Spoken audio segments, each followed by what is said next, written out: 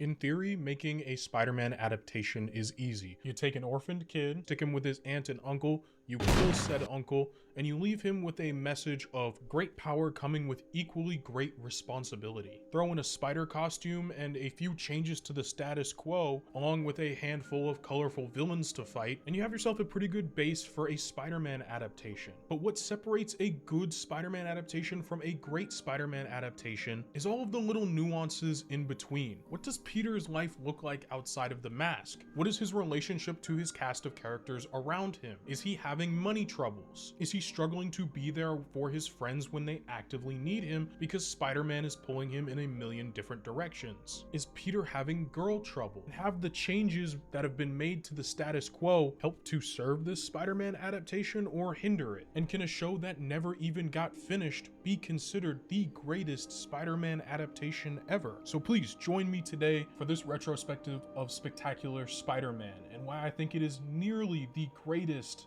Spider-Man adaptation we have ever received. So please like, comment, subscribe, and hit the hype button if you're on mobile. Let's begin. The choice to put Spider-Man back in high school for Spectacular Spider-Man, this show specifically, especially coming hot off the heels of the 90s Spider-Man show in which we saw Peter spend a majority of his time in college, was actually a pretty novel idea in animation at the time, unlike how we see Spider-Man today, where a majority of him is spent in high school.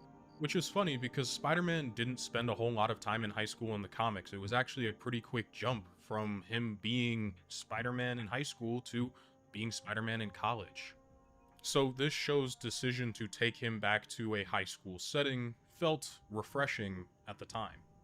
I really love the opening scene of this episode because it establishes very well just how Spider-Man is as a character.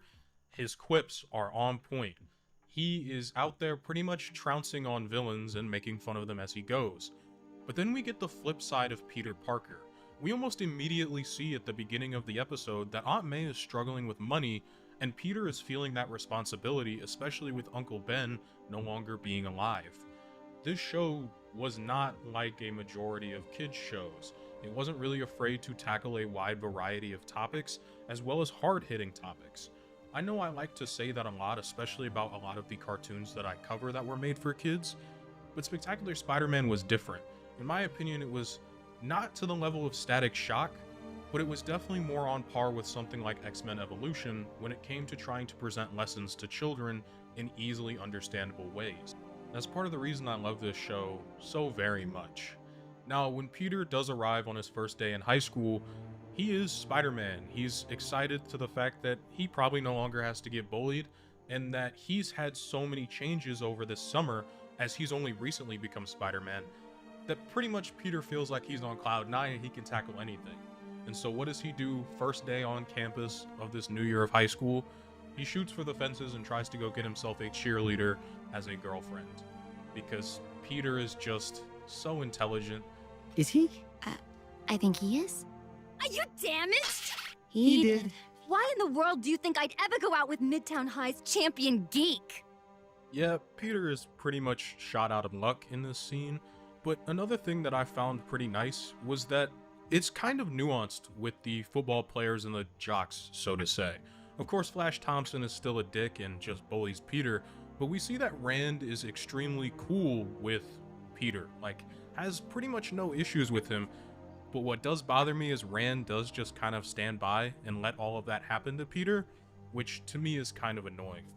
But I think something nice that this show does is for every L, or multiple L's in this case, that Peter takes, he always gets some sort of small and or major W that really does just help propel his character forward. For example, he just landed himself an internship at ESU's lab, which is something that he thinks is amazing and could hopefully lead to getting some form of payment. It's also worth noting that he's telling this to his best friend Harry Osborn and eventually to Harry's father, that being Norman Osborn, who is kind of chastising Harry for not getting the same opportunity or being as smart as Peter. And while all of this is going on, Norman gets kidnapped by a dude in a black and red wingsuit. And who we would later come to find out is the Vulture. Now, Vulture is Dr. Otto Octavius, This show did an amazing job of building up a world that felt realistic, as we'd see multiple characters recur, and even just random characters begin to have bigger and bigger roles as the season went on. And just to add on to all of that amazing writing that's already being done, is that this show just does a whole ton of callbacks. For example, this swinging scene might look a little familiar, much like the first ever cover of Spider-Man's first ever comic. This show is just chock full of references and extreme respect to the characters and source material, while also updating and changing some things to make it fresh and unique. For example, Vulture is all based on technology, and honestly, I loved the look he had in this show. It felt like a proper modernization of Spider-Man, up there with the Amazing Spider-Man in my opinion, when it comes to modernization of the character. Talking about the first Amazing Spider-Man, by the way. And just when Peter's life was maybe going a little too well, he is informed by Edward Brock Jr., that being one of Peter's best friends. They took the relationship of Eddie and Peter from Ultimates Comics and put it into this show, so they're more like brothers in this show, and good friends. Back on topic though, Peter pretty much finds out his internship is unpaid, and he still needs to find ways to make money for his Aunt May. And so, by chance, he ends up seeing the Daily Bugle needs photos of Spider-Man, and so he's gonna try and cash in on this. But J. Jonah Jameson isn't having it at all. This wailing infant out of my face, out of my city room, out of my town! And I'll be honest, that has to be my second favorite J. Jonah Jameson performance ever, behind, of course, everybody knows the GOAT, J.K. Simmons. Now, when Peter did go back to try and retrieve his shoes, yes, he left his shoes at Harry's house, he ends up running into Vulture again, in which he sees Vulture trying to attack Norman Osborn. But it's not just Vulture that is going to give Peter problems tonight. Instead, he also ends up running into a mercenary group who are working for somebody called the Big Man. You see the start to the overarching story for this first season that's being set up. Now, another thing that's just spectacular, pun intended, about this show is the combat and the way at which it looks. The show is not the most visually pleasing when the people are in static, like standstill photos, but in motion, the show looks amazing. And so they went out of their way to sacrifice proper design in standing still for fluid motion. And in all honesty, you kind of have to choose one or the other when making a serialized cartoon like this. Now this episode goes, as you might assume, with Spider-Man being able to finally take care of Vulture and defeat his first true supervillain that he's ever faced, considering he's basically been facing low-level crooks this entire summer. This is the first major villain he's ever fought, and he leaves him in a traditional Spider-Man sense. But it's not all sunshine and rainbows, because Peter is now coming home past midnight, and Aunt May just isn't having it anymore. And so, even though Peter wins, he also loses once again slightly because he now has a 10 p.m. curfew. Okay, nothing went as planned today. Understatement of the year. But I'm still Spider-Man and still undefeated. And I still have this amazing person watching out for me. Tell me there's something better. Go ahead. Try. It's a kind of bittersweet ending to this first episode, but I think it characterizes Spider-Man well, and overall, it might be one of my favorite first episodes to a TV show ever. And it leads nicely into the very next episode. This show is extremely serialized despite having some episodic elements to it, and I think that's part of what makes this show so great. In the next episode, Peter does extraordinarily well on a high school test, whereas Liz Allen, one of the cheerleaders and girlfriend to Flash, ends up getting another D on her tests, meaning she desperately needs help when it comes to doing schoolwork. And so the teacher decides to assign Peter Parker to be her tutor, because why not? In my entire years of high school, this never happened. Like, ever. But this is a kids' TV show, and so Peter is enthusiastically trying to teach Liz about biology, but she is less than interested and doesn't really care at all. So when Peter notices that there is a guy causing trouble and who might have just mugged a coffee shop that he's at while he's trying to teach Liz, Peter immediately ditches Liz and goes after the mugger, Look, this tutoring thing is something you need, not me, so when you're ready to learn, let me know. Now, inadvertently, I think Liz was extremely shocked that puny Parker just pretty much blew her off. But Spider-Man wasn't really thinking much like that. Instead, he was more focused on dealing with the dude who has electrical powers, of which he just insults the entire fight. Like, Peter was just holding no holds bars with the quips, all while he's also trying to convince his Aunt May that he's on his way home, only for him to find out the next day that that poor guy was Max Dillon, a person Peter has met before and a man who's been in a horrific accident, leaving him with those powers. I just talked to Eddie. There was an accident at the lab. Max's life is trashed, and not only don't I recognize him, I attack him. Not sure if I could have helped, but at least I could have tried. Ended up getting shocked by a bunch of electric eels and mixed that with the electricity. He has essentially turned himself into a constant biological electric eel, basically. That's kind of how the show explains it. Don't think about it too hard. But Eddie Brock was fairly close friends with Max Dillon, but Max is extremely frustrated. He can't live a normal life. He can't watch TV when he wants to. He can't touch anything that involves electricity without him blowing them up. And all he wants to do is go home and just live. Unfortunately, that doesn't happen at all, and Max is just going further and further off the deep end, wanting to have a cure for his disease. And so that was just a little aside on Max. Peter, after feeling bad for ditching Liz, decides to invite her to the ESU lab in the hopes that she could actually learn something this time around. Trying to do a different style of learning, being more showing, less telling. And it's actually seemingly getting through to Liz, but unfortunately, Max Dillon has come in search of a cure from the Connors family, and he's not leaving without it, even willing to hold hostages in order to get this cure. Now, we get to see a lot of Eddie Brock in this show, but he's never always been the smartest, but he has been one of the toughest, as he often does throw himself at any sort of issues or problems in order to try and save the day, while Peter slinks off and retreats. Of course, he's only going so he can go swap over to his other costume and be Spider-Man. And this time when Peter confronts Max, he genuinely tries to get through to him and apologize for what he had said last time. Look, I messed up before, but now I really want to help.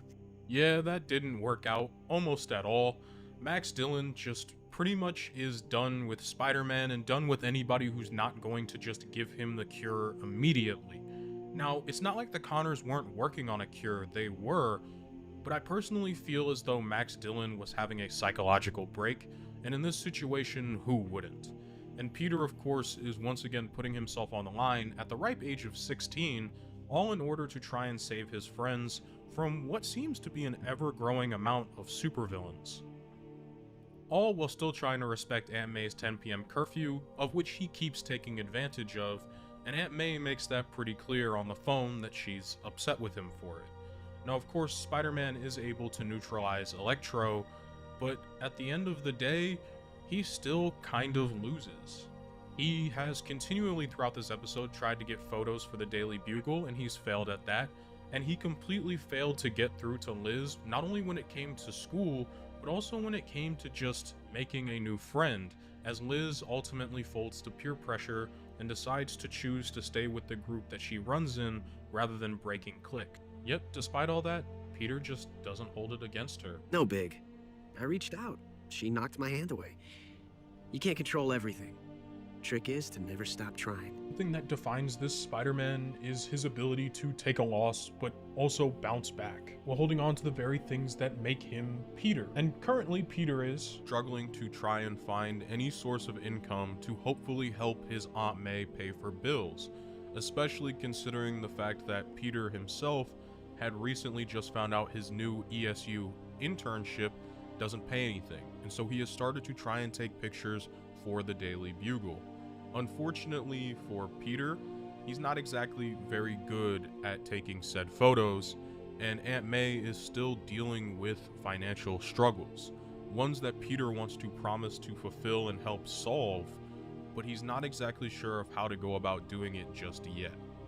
It also doesn't help that Peter is still struggling with his 10 p.m. curfew, and even when he brags to his Aunt May about it, she pretty much just says, dude, you made it barely on time. That's no celebration. It also doesn't help that the next day at school, Peter's just casually getting bullied by Flash, but decides to put on his spider moves. Peter wants to essentially no longer be bullied and treated like shit at school, but unfortunately, to keep his secret identity, he has to let Flash continue to beat up on him, because if he wanted all the glory, dude wouldn't wear the mask. But it isn't necessarily completely doom and gloom for Peter. For example, when he goes back to his ESU lab, what he ends up finding out is that Dr. Kirk Connors has somehow managed to regenerate his lost arm completely. And for a time being, it is exceptionally exciting. They celebrate, they throw a party, but unfortunately for everyone there, this was a view. He's running away because he is afraid, and Gwen calls him out on this. I should get going too. Aunt May will ground me if I'm not home by 10. Pete, you can't leave now. We have to help. Well, I can't be late. She worries. Peter, of course, as we know, is doing everything in his power to try and benefit the situation for the people around him. He knows his best efforts are not going to be left as Peter Parker, but instead his best efforts are going to be used through Spider-Man. It's a common storytelling trope that we have seen with Peter as his duality of life since, well, the very beginning of Spider-Man comics. But I like the way in which this show goes about it, mainly because a lot of the times when we would see Spider-Man in these shows have to choose between being Peter or being, well, Spider-Man, he would often get off with minor consequences, but nothing too major. But throughout this entire episode, what we end up seeing is these consequences for Peter are not only in the short term, but they are long lasting. The choices Peter chooses to make in this episode have a ripple effect for the rest of this show in its entirety. It's not just some little one-off thing. And to make all of this even worse, Peter puts all of this responsibility solely on his shoulders. All of this responsibility, all of this pain, everything he's going through, he puts solely on himself. He refuses to let anybody help because he believes that this is the only way forward and that he is the only qualified person to deal with these things. Mind you, Peter is about 16 years old right now. He's still really just a kid, and he won't let anybody else help him, not even Eddie Brock, who is an adult in college, because Peter knows that Eddie Brock is going to be qualified to get himself hurt, whereas he is far less likely to actually be injured.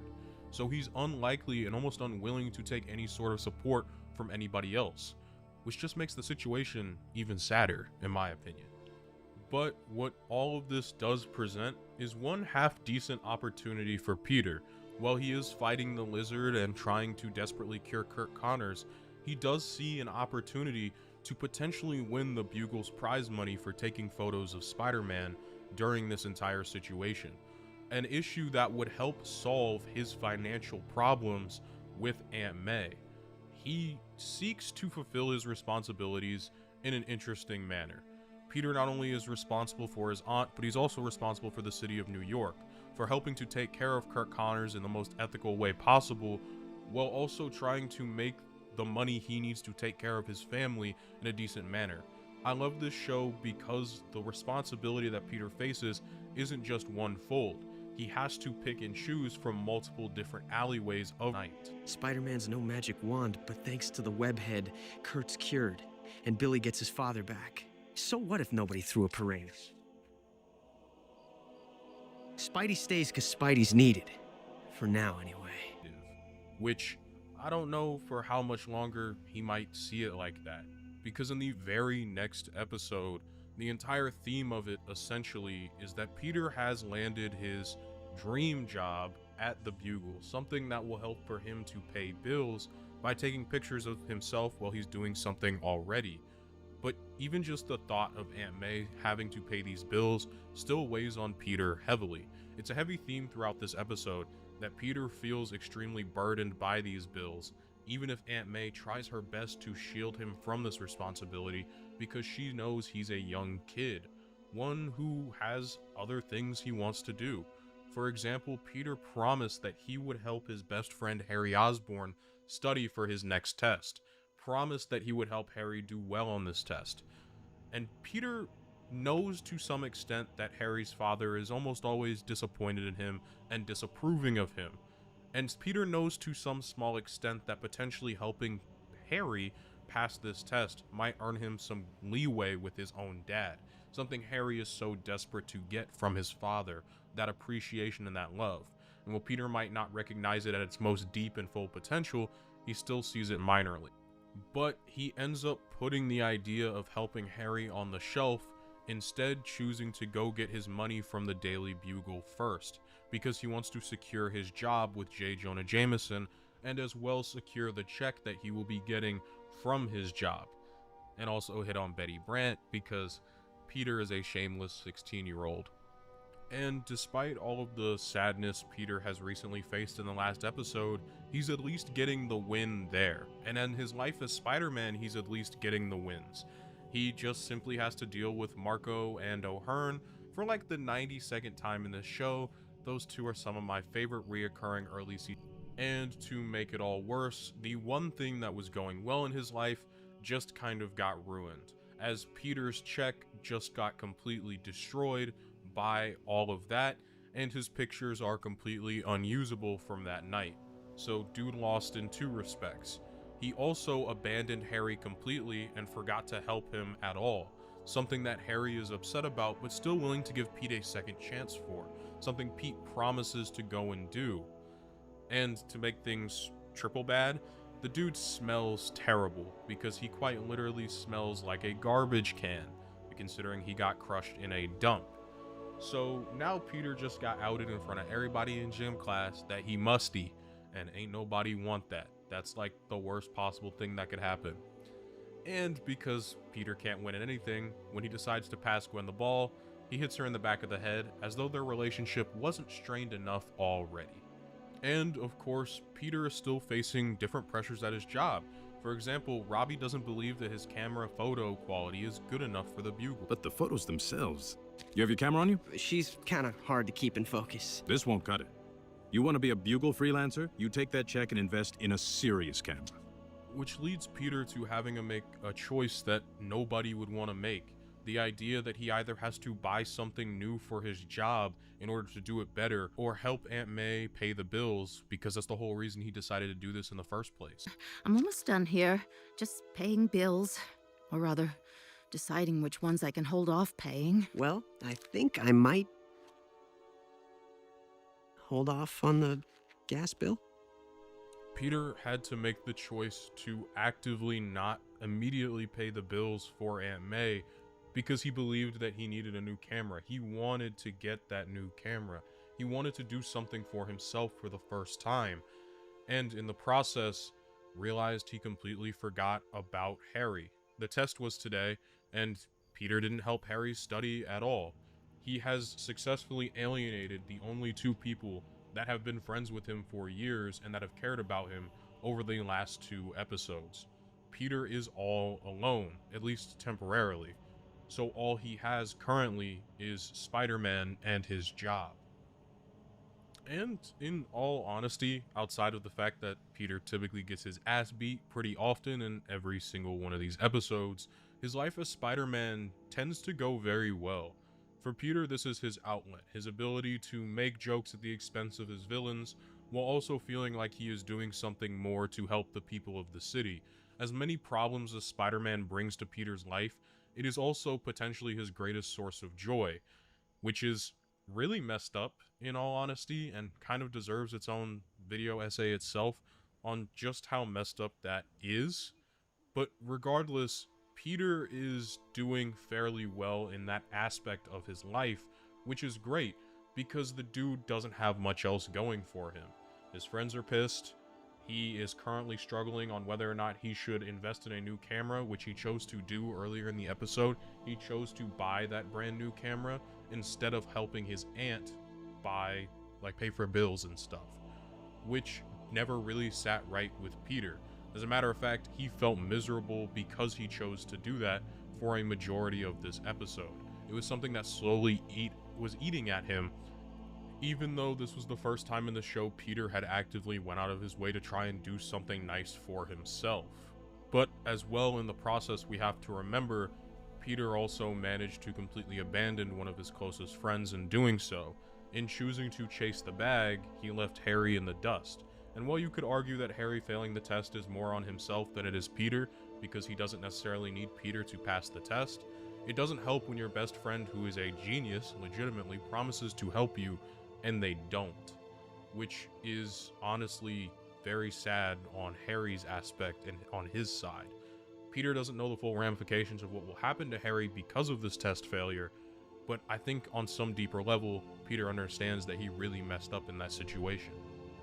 But at the end of the episode and at the end of the day, Peter knows that he is trying his best to do what he believes is best, not only for the city, but for the people around him in his life.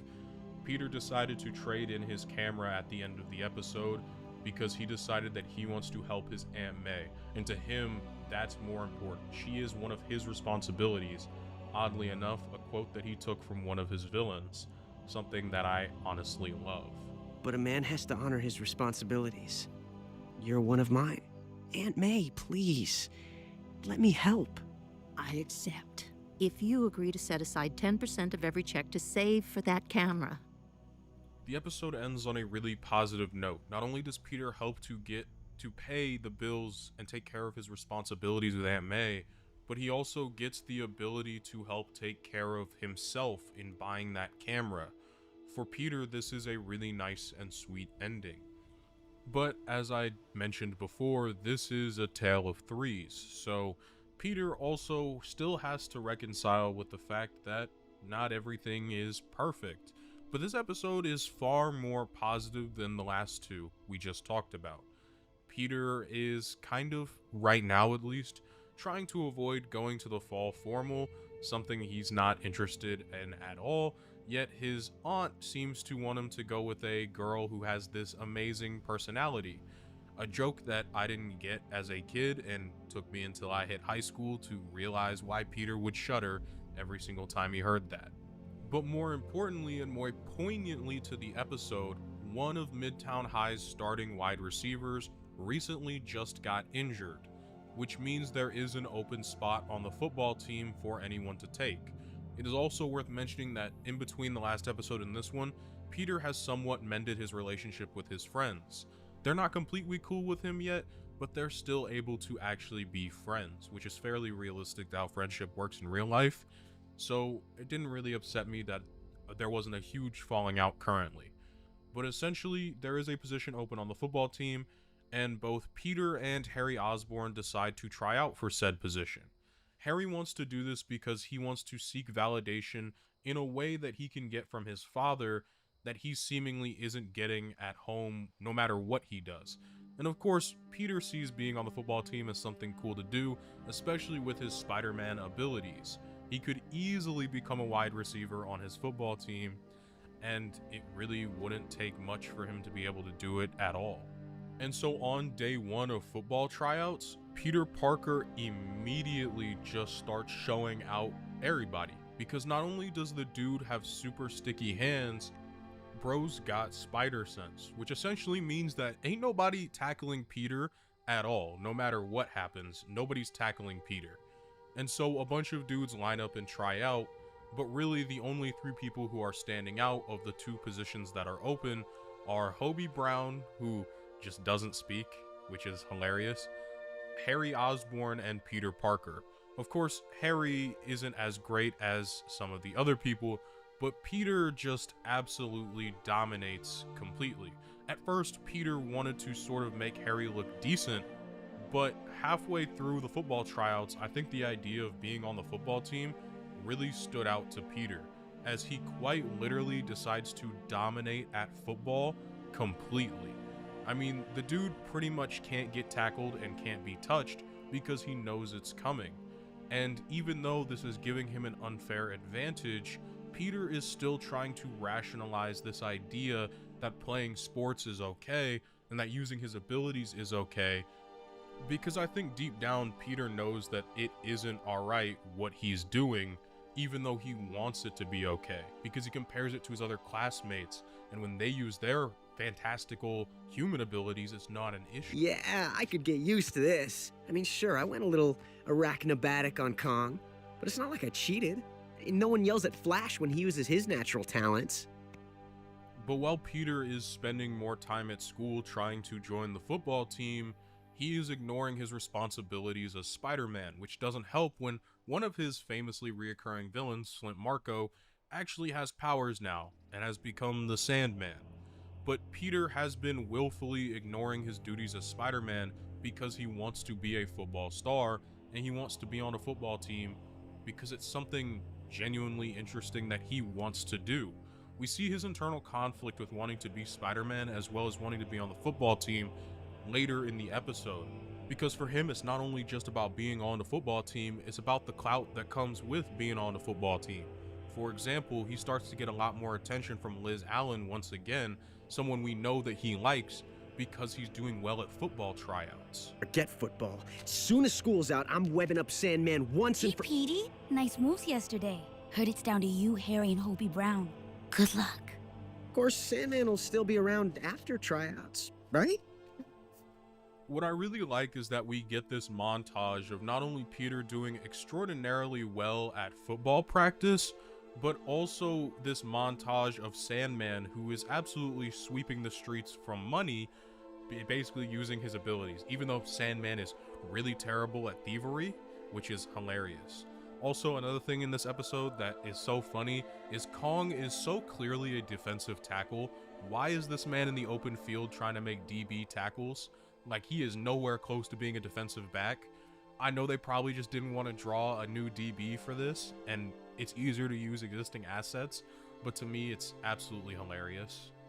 Although on a far more important note, Peter necessarily hasn't let all of this go to his head. Despite how well he's doing at these tryouts, he still isn't fully given into the whole mentality behind being on the football team, being a popular cat on campus, and really doing all that.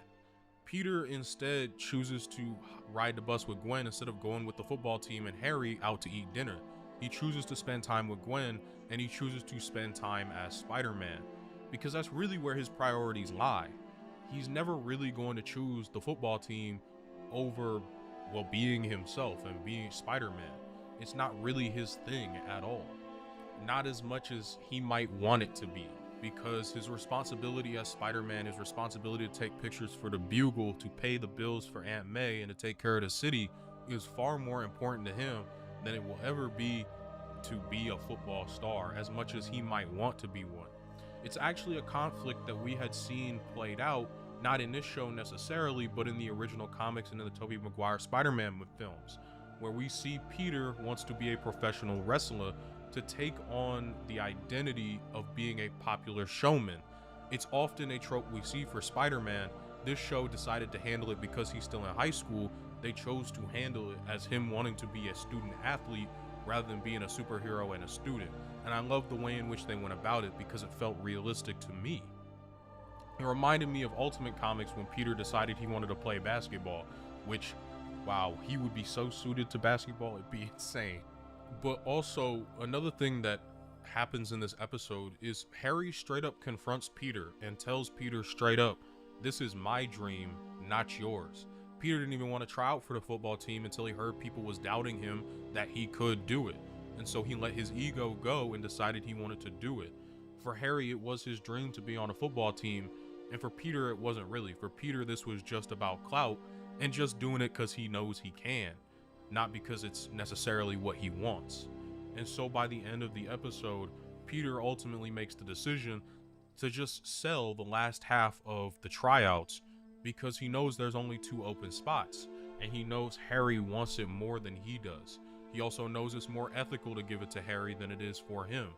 And so Peter sacrifices the clout, he sacrifices Liz Allen, and he sacrifices everything else, all in the attempt to hopefully make his life and his friend's life a little easier.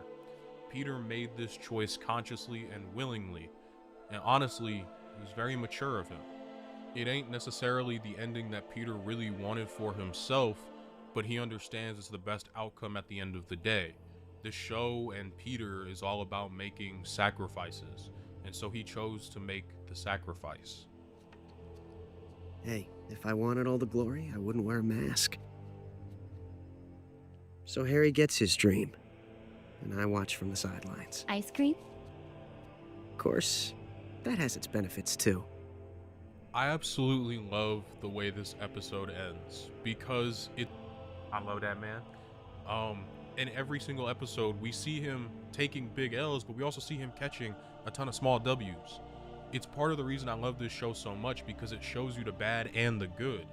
Something that I felt that Zeb Wells' Spider-Man comic book run lacked a lot of.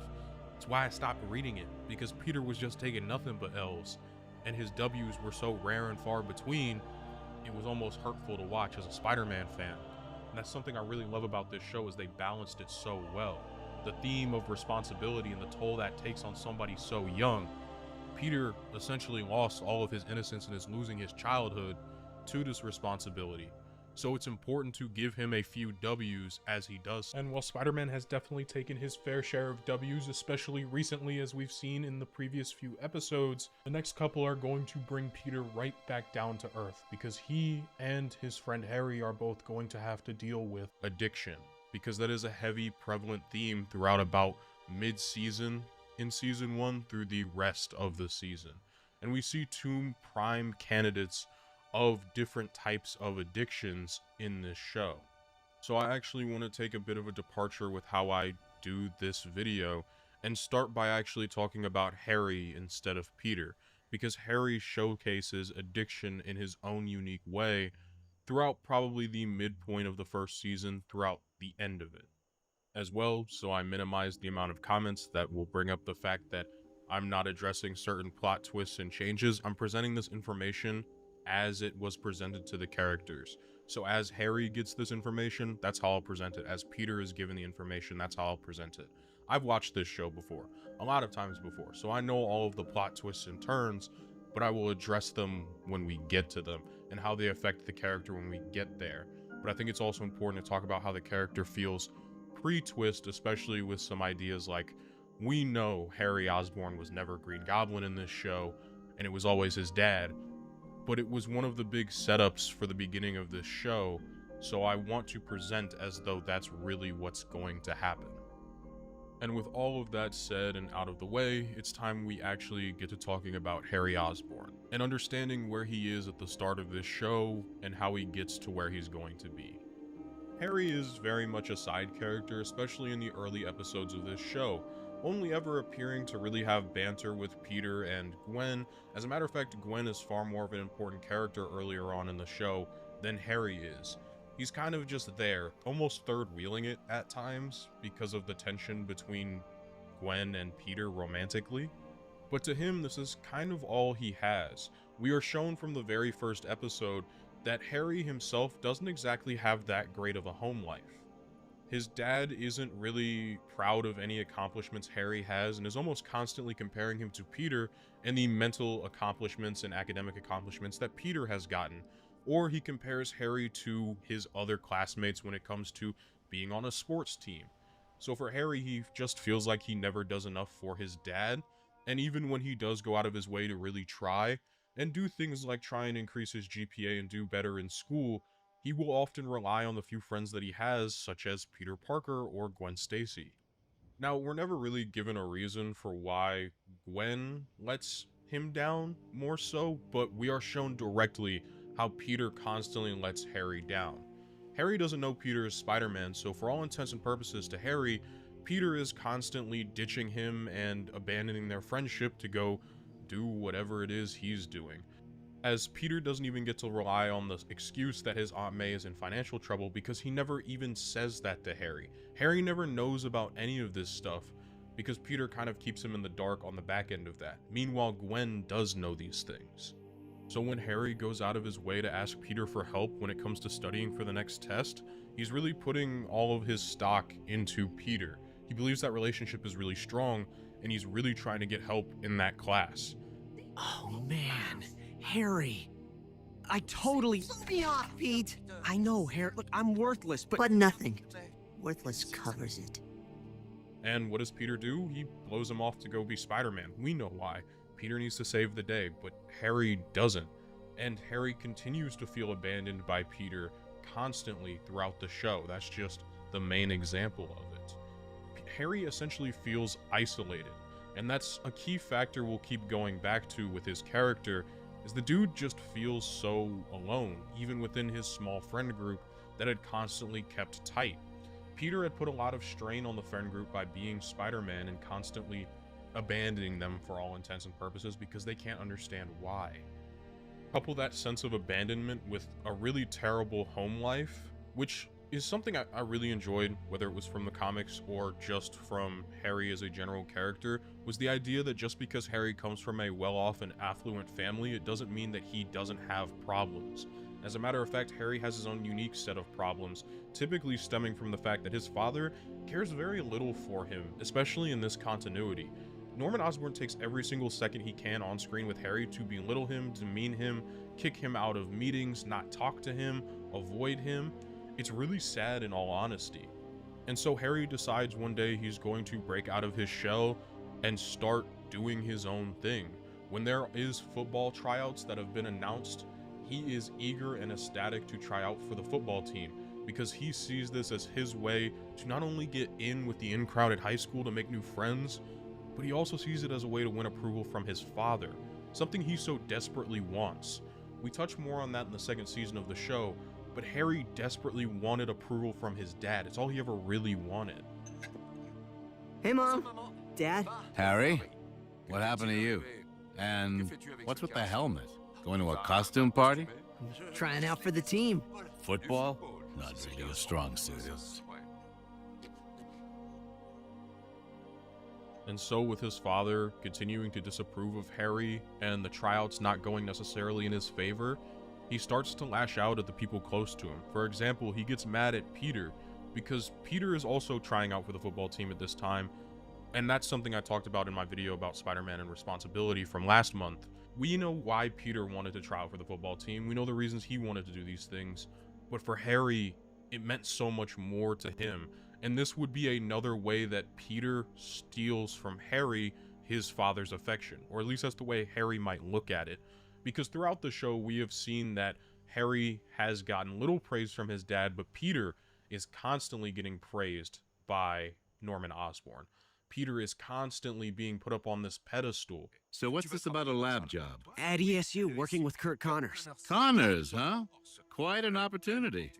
Don't suppose you were considered for the honor, Harry? No, sir. And so I'm not really surprised that he would start to lash out at Peter. I'm honestly surprised he didn't go further in lashing out from the feelings of jealousy. And all of this is quite literally a recipe for disaster. Harry feels isolated and alone with no friends. He has no real outlets because outside of, say, the football team that he's trying to get on, we're not shown that he has anything else. Let me make that clear. We're not shown that he has anything else. His mother is in the show, but she's completely nonverbal in every instance we see her. So we don't know what his relationship is like to his mom. And knowing him and how it is to his father, it's probably not very good because he's almost constantly isolated at home. This is essentially the perfect storm to start an addiction. And so what does Harry look into doing? He takes an experimental formula known as Goblin Green in order to help boost his performance in school, in sports, and as well, it just makes him feel good. It makes him feel whole. And so he starts to use it not only to get on the football team, but also to help him get through school, get through classes, do everything he needs to do. And at the beginning, it starts off great. Because, at least in Harry's mind, of Goblin Green, he has made it with the in-crowd. The dude gets a date to homecoming, and as well, he gets to have a bunch of these friends on the football team. He's finally made it. His old fractured friend group he can leave behind for the people in front of him. He even gets votes to be homecoming king, because shout out Hobie, he's the GOAT, man. Hobie's... Sorry, I had to cut out like a 2-minute rant about Hobie. Regardless, even when Harry is at the top of everything and feels like he's doing so well, he's got a date to homecoming, everything is going great, Peter somehow manages to upstage him once again, because Peter brings Mary Jane to the dance, in which everybody in this show hand. And to make things even worse, he ends up finding out that his new in-crowd, all of those football players and all the people he's hanging out with, pretty much just valued him for his money more than anything else. They only seemed to care that the limo ride was gone now and nothing more, with Betsy even saying that she should have waited to dump Harry until after the dance. It's really messed up, and the only person that seems to actually, you know, be decent there is Hobie, because Hobie's just that guy. You're so selfish! Everyone knows you don't dump the guy with the limo! Nothing personal, Kenny, until the day after the dance! Where is Osborn anyway? Not only did he take a dose earlier, but this is the second time he is taking a dose. He is double dosing. Now, for all intents and purposes, this was supposed to be a parallel to Green Goblin disappearing earlier in the night and then showing back up. But outside of that, in that episode, we kind of just move on. Harry seems to rebound after Gloria broke up with him, and everything seems to be okay for him. He's getting invited to Coney Island with the guys, specifically by Hobie, and he plans to go. So just looking over my script real quick, I realized that I wrote Hobie for every single instance of Rand in my script, and Rand appears a few times. So big apologies. This is Rand. Randy is awesome. Rand is cool. Rant over. Back to your regularly scheduled program. But we're starting to see that his constant redosing of Goblin Green is starting to affect Harry. He pretty much needs to take 1 to 2 vials a day just to not only feel normal, but be able to function properly at school or on the football field. Something that was once just a simple performance enhancer for him is now desperately needed for him to function and is actively messing up his bodily functions. Gwen is constantly finding Harry acting strange or not like himself, to the point of finding Harry passed out after school, taking a cat nap on the ground.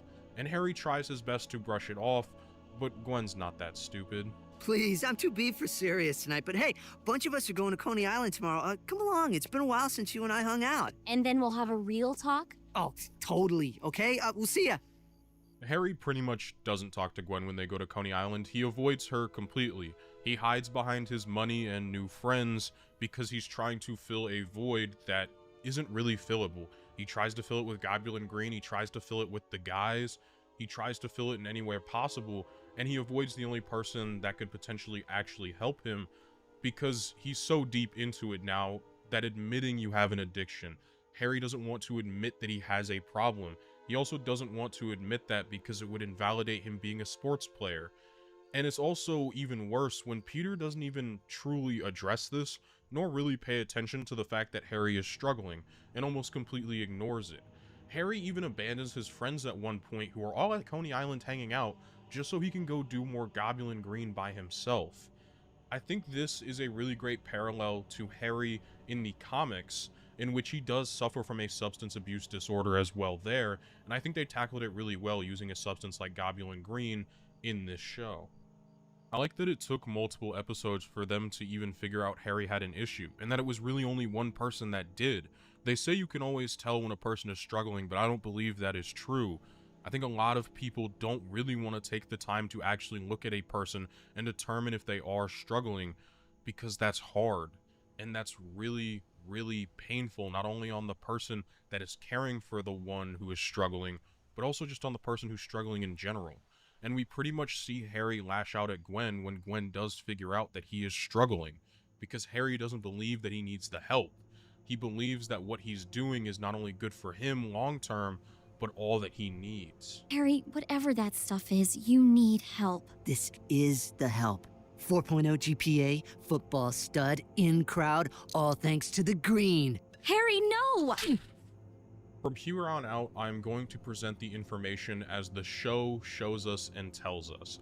I do, as I previously said earlier in the video, understand that Harry himself is not the Green Goblin. I've seen the show before. Also, spoiler, for a show that's like over 10 years old. Regardless, I'm going to treat it as though we don't know this. I'm going to treat it like the information is being presented to us as it's being presented to the characters, because I believe it's important to Harry's development. Harry continues to dose on Goblin Green, and it is implied to us as the audience that every time he uses, he essentially blacks out and becomes the Green Goblin, a manifestation for every single pain and trauma that Harry has gone through. And the show sets it up extraordinarily well. The idea that this is Harry truly lashing out at all of the things that cause him problems and issues. Now, it might have seemed a little weird at first, but the more and more we see the Green Goblin, the more and more he goes on to attack Norman Osborn's dealings. The more and more he goes on to attack people like the Big Man, trying to take over crime. And in the penultimate episode of this arc, it is revealed to us that Harry Osborn, or at least revealed to Spider-Man, that Harry Osborn has been the Goblin this entire time, and that he has been doing this as a sort of revenge for the lack of care his father has shown for him. A complete lack of empathy or love or just about anything he has gotten at home at all. Harry has pretty much felt abandoned completely, not only in his home life, but also just in his everyday average dealings with his friends. And so he has begun to take it out in this persona that is supposedly helping him cope. It's of course just an allegory for when substance abuse disorder gets so bad that you black out and you simply don't remember what you've been doing. When you have gotten to a point where you so desperately need the substance, you're willing to do whatever it takes to get it, whether that's burning your closest friends or family. It's a really sad reality that a lot of people are faced with. And when confronted with all of this, Harry really does believe this is him, and that he still doesn't believe he has a problem. But one of the best scenes in the show is we finally get to see Norman Osborn, Mr. I Don't Apologize, not only addressing the fact that he failed his son horribly, but that a lot of this was his fault, as this Goblin Green product was something Norman created that Harry got his hands on. For once, we finally see Norman being categorized as fairly regular as Harry gets to air out his grievances with his father.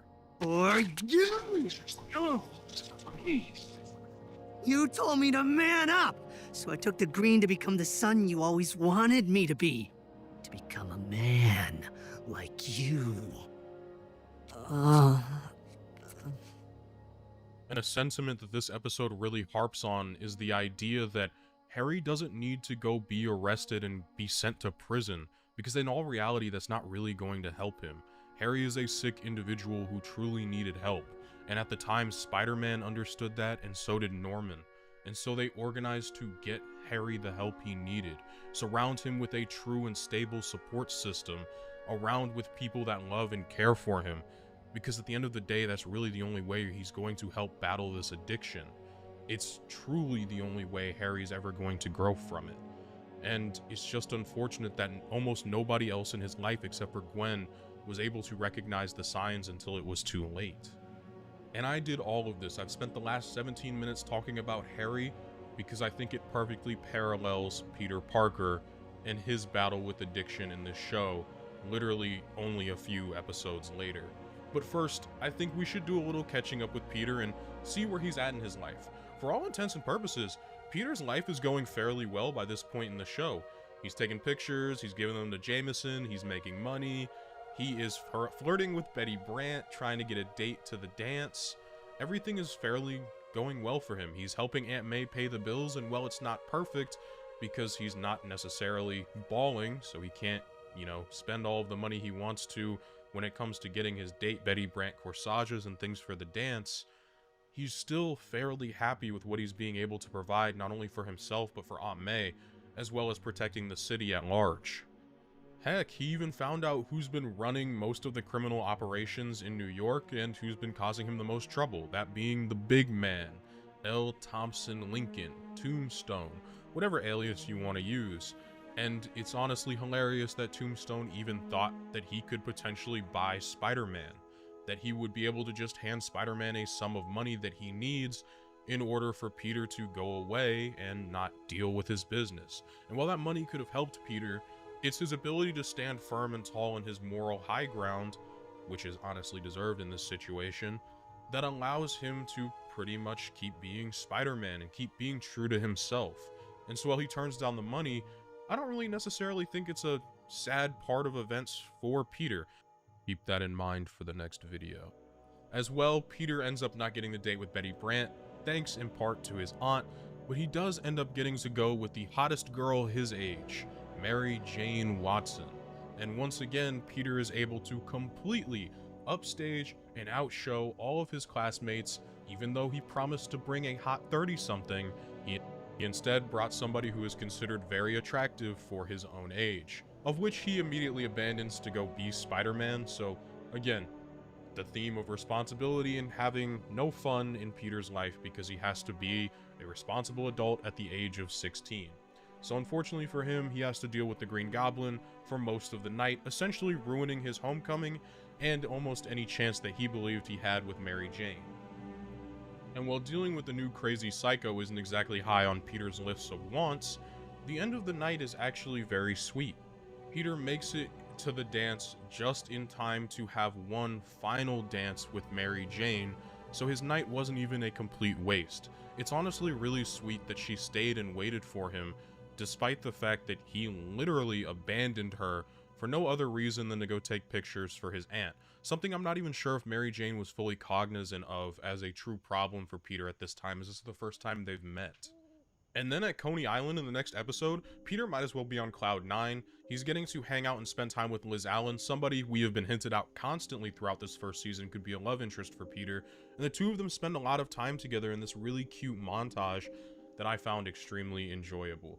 The two of them had great chemistry, and also a few funny moments regarding his secret identity. What is also funny though is that this would end up leading to the direct result of a breakup between both Liz Allen and Flash. But all of this happiness and overexcitement would start to slowly crumble down for Peter. He was getting enough wins and losses, it was pretty much evening out, but he's going to start to lose pretty hard again.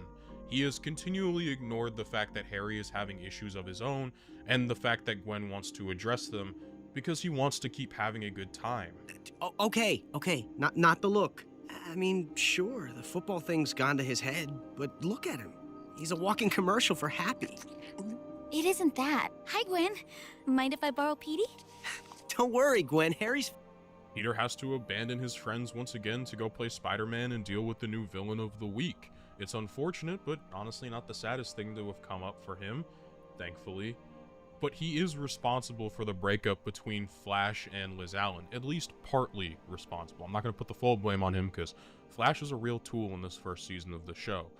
Regardless, this all isn't exactly sitting the most well with Peter. Pete, I know it's not the best time, what with the soap opera and the super villain and everything, but we really need to talk to Harry. I'm worried about him. Yeah, okay. And to make things even worse, he just found out his best friend was not only truly struggling with a substance disorder, but had become a true supervillain in the process. And Peter has to go against every fiber in his being not to turn his best friend in, because he knows that's not where his friend is going to get the most help. Peter has to put every ounce of empathy he has into his close friend. Essentially, Peter has kind of found himself at another decently low point in his life, and it's pretty sad, all things considered. Usual. Sorry, I went looking for Harry, but I never found him. Then you probably haven't heard. Harry's taking a leave of absence from school to travel abroad and get the help he needs. And that makes it a happy ending, right? But it's all not a total and complete wash for Peter. For all intents and purposes, he's actually having a fairly decent time despite one of his closest friends being shipped away. Peter's home life is still decently well, with Aunt May being fairly healthy, bills mostly taken care of. As well, there's been a brand new scientific discovery that's exciting. Peter's relationship with Eddie Brock has been somewhat mended and repaired, the two being able to be close enough to call each other once again. His relationship with Gwen is actually getting stronger due to the fact that Harry is no longer in the picture. So Peter actually has a decent support system around him at the time, even if he's not going to be able to take photographs of the alien because he lost out on his ESU internship. But luckily enough for Peter, he's still going to take the photos because a cat burglar happens to come about and try and steal the ooze, as they're calling it for right now. You know, I'm just going to call it the symbiote because that's better for me and better for my script.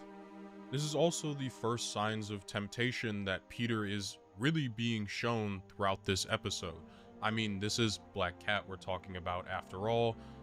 Who's gonna be able to resist that for real? She is constantly tempting him throughout this episode, essentially asking him to break his moral code to help steal the ooze, or to help her commit whatever crime of the week that she wants to commit for whatever her biggest buyer is.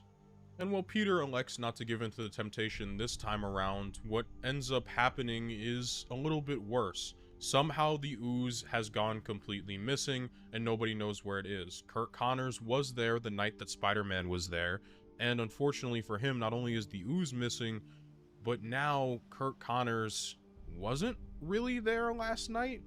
And Peter took all of these photos from the skylight and didn't contact the police or do anything, despite Kurt Connors saying he would.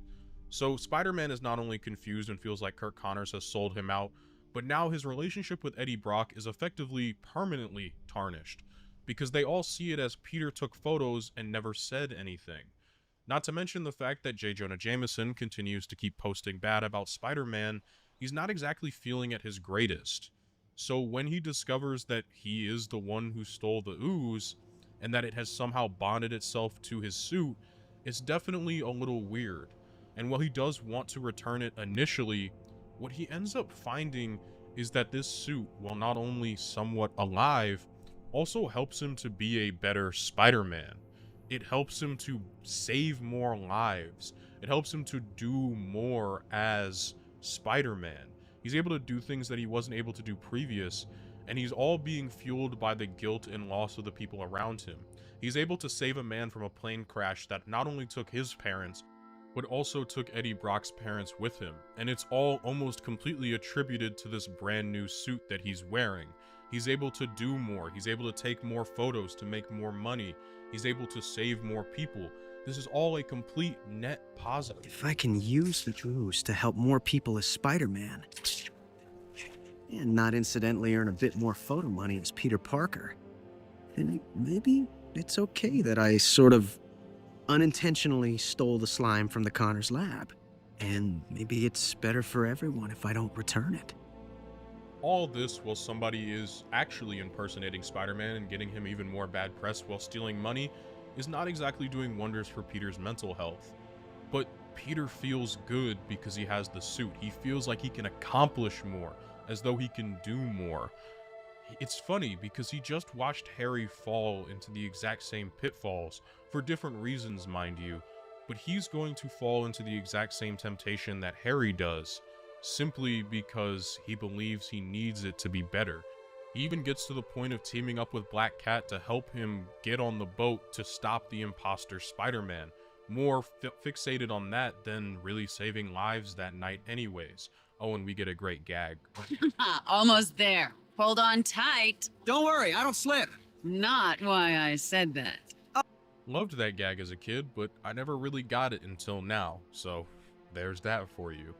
Regardless, Spider-Man is pretty much hyper-fixated on clearing his own name and getting rid of the imposter Spider-Man more than anything else for that matter, and it's really more selfish than anything else. That's really the whole reason he wants to do this, outside of obviously getting a criminal off the street. It's more of a selfish want from Peter, less than an altruistic want. And that's something we'll continue to see throughout a majority of the time with his black suit. He starts to be more selfish. And while being selfish in certain aspects and sometimes isn't necessarily inherently bad, for example, dealing with the chameleon, it's not something you want to be doing 100% of the time, especially as a hero like Spider-Man. He becomes extraordinarily reliant on the suit, and we get to slowly see the way his thinking is changed and corrupted. Even the greatest heroes that we might see in front of us, such as Spider-Man, someone who seems so incorruptible and true to the law, is often willing to bend and break it when he believes he is helping it the most. The chameleon did with the ET. Actually, what are you doing? You tell the truth and they'll take the suit away, and you need its power to help people.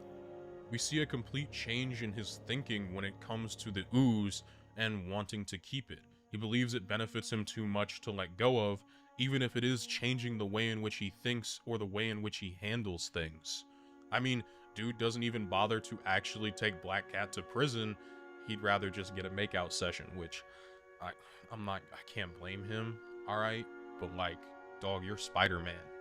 And what's so interesting about this addiction from Peter is that it stems almost completely differently from the way Harry's did. Harry felt that he had this complete lack of a stable home life and a lack of a stable community around him, whereas Peter himself seems to still have both of those. He still has a stable friend group, even if it's not perfect. He still has stable family members around him, things to truly care about, and yet he still finds himself running towards that addiction because it all stems from his guilt. His guilt over the loss of Uncle Ben, his guilt over the loss of his parents, his guilt over not being a good enough Spider-Man and taking care of the city the way in which he wants to, his guilt over not properly taking care of his friends, and he believes the suit can help him do that in totality. And I mean, you can see it on screen, the suit is extraordinarily helpful for him, but Peter is also willfully ignoring a lot of things. For example, he's not really on top of his A game with New York. He's kind of just brushing off the fact that Eddie Brock, his longest friend ever, is pissed off at him and blowing him off for taking photos. And while Peter would normally be understanding and introspective of a moment like this, he's not, because he has the suit. He believes that with it, he is better than everything around him, and he can continue taking on responsibilities that he really can't. I've lost my oldest friend. Well, who needs him? I've got the cool new suit. And a little something to take my mind off my troubles. For Peter, this addiction doesn't stem from wanting the love or trying to fill a void of something missing. For him, this is a boost, a benefit to being able to take responsibility for all of the things he wants to take responsibility for. It is extraordinarily noble at first, or at least that's how it starts, until it starts to affect and completely impede upon what he believes in as Spider-Man. His willingness to bend the rules starts to show more and more the longer in which he uses the substance, because that's what the black suit has always been an allegory for, at least post its original introduction, is an allegory for substance abuse. And of course, Peter believes he needs to use it more and more, especially considering the fact that a majority of his villains just teamed up together to form the Sinister Six. Peter's real, true, and first honest test of supervillains all combining together, all in the event that they can hopefully kill Peter Parker. They all broke out of Rikers Island after organizing what is honestly one of the funniest escape scenarios I might have seen in a comic book recently, because who lets Electro burn through his actual magnetic handle holds, whatever they were using to contain his power? To me, it's a little ridiculous and funny, but I enjoyed it nonetheless. And the fight goes so poorly that Peter actually has to escape. He actually cannot, even with the power of his new suit, fight anybody, at least not really on the Sinister Six level, simply because he's completely outmatched and overwhelmed. He has to run. And when he does so, not only is he angry and tired, but we also see different mood shifts for him. For example, J. Jonah Jameson just found out that Aunt May had a heart attack and that she's in the hospital. And what does J. Jonah Jameson do? Because he's genuinely a pretty decent guy in most continuities. He tries to reach out to Peter and call him. Peter completely blows off J. Jonah Jameson's call, assuming he's just going to rant at him for not getting photos.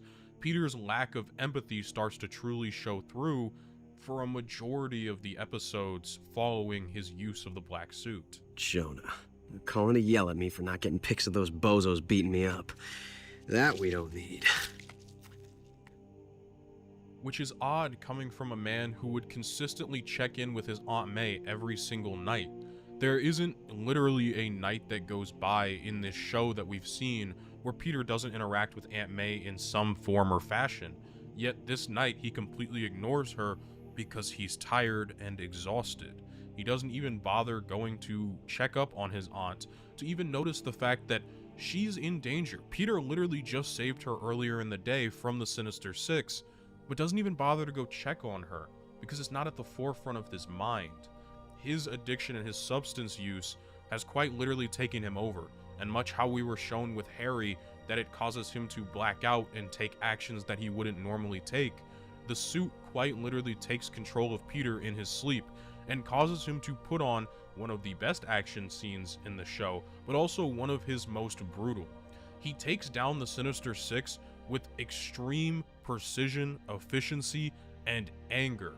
He fights extremely violently, or shall I say the symbiote fights extremely violently. It doesn't necessarily have a stop nor moral code for Peter, and Peter doesn't even seem to have a real problem with this, even when he does become conscious.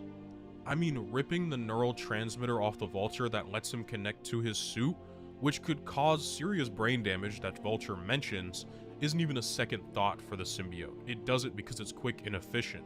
The way in which he deals with Sandman, well, not necessarily the most brutal, definitely doesn't look the most comfortable, considering he's just scrambling his atoms. And then as well, the way in which he chose to take down Dr. Octopus. If it was not for the fact that the police were there to stop Peter in his symbioted up form, he probably literally would have killed Octavius in this moment because he was looking to do so. The symbiote, and by extension Peter, when under the influence, doesn't have as much discretion as he usually would. And it's to the point that he doesn't even really care. When he notices the symbiote actually took over his body and used him essentially as a weapon of war, he doesn't care very much. He was able to take more photos, he was able to get more money, and he was able to stop the criminals. To him, that's all that mattered. This wasn't me wearing the suit. This was the suit wearing my body. This alien, it's some kind of symbiote. Still, what do we care? The Six were put down hard. Parker gets paid for the photos. What else matters? And it's that idea of we, as though they are one singular being, as though that addiction for Peter has become so ingrained into who he is, he starts to believe that these actions he's taking are normal for him. It's honestly a really sad route to addiction that we see a lot of people take in real life. They believe to be boosting themselves and to be helping themselves when really they are tearing themselves down. And Peter even begins to push away those closest to him.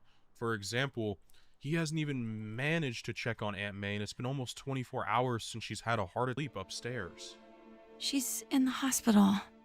Mary Jane has to go out of her way to tell Peter this information.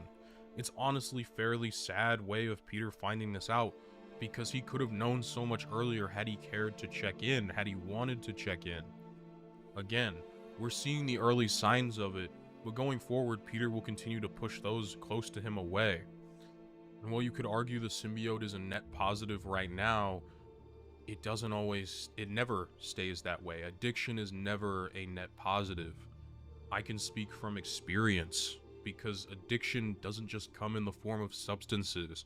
It can also come in the form of sugar, for example, your job maybe. I know I definitely struggle with my want to output a ton of content, but also taking the time to be around my family, to be around my friends, and to be present in my own life.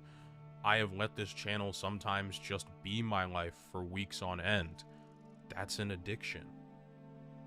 It's something so prevalent that it affects each and every one of us every single day of our lives, and we might not even notice it until somebody points it out to us. It's why I harped so much about having a community close to each and every one of you, and to have people around you that genuinely care. Have a Gwen in your life, because it's important. I don't necessarily think there needs to be a big introduction for what comes next. It's time for the symbiote arc. Now let's begin by talking about the symbiote was like before the 90s cartoon. The symbiote was never actually a metaphor for addiction, nor did it ever make Peter angry or more aggressive or anything like that at all. As a matter of fact, the symbiote itself did a lot more to help Peter than harm. It's just that when Peter found out the symbiote was essentially wearing him while he slept, it became really awkward and weird, and so he went to the Fantastic Four only to find out that the symbiote was a living being trying to bond with him, in which he took the symbiote off. It was that taking off process and the symbiote being separated from what it considered to be its perfect host that drove it mad and angry. That was later retconned to Deadpool had the symbiote on, and that's what made the symbiote crazy, because it adopts some type of personality of its first wearer. And then that was kind of soft retconned again into saying like all symbiotes want the best for their hosts. And that was kind of again soft retconned by the whole appearance of Null and his entire existence in comic books. But the symbiote retcons aside, has, at least in the comics historically, never been at a precedent of making Spider-Man more aggressive or angry.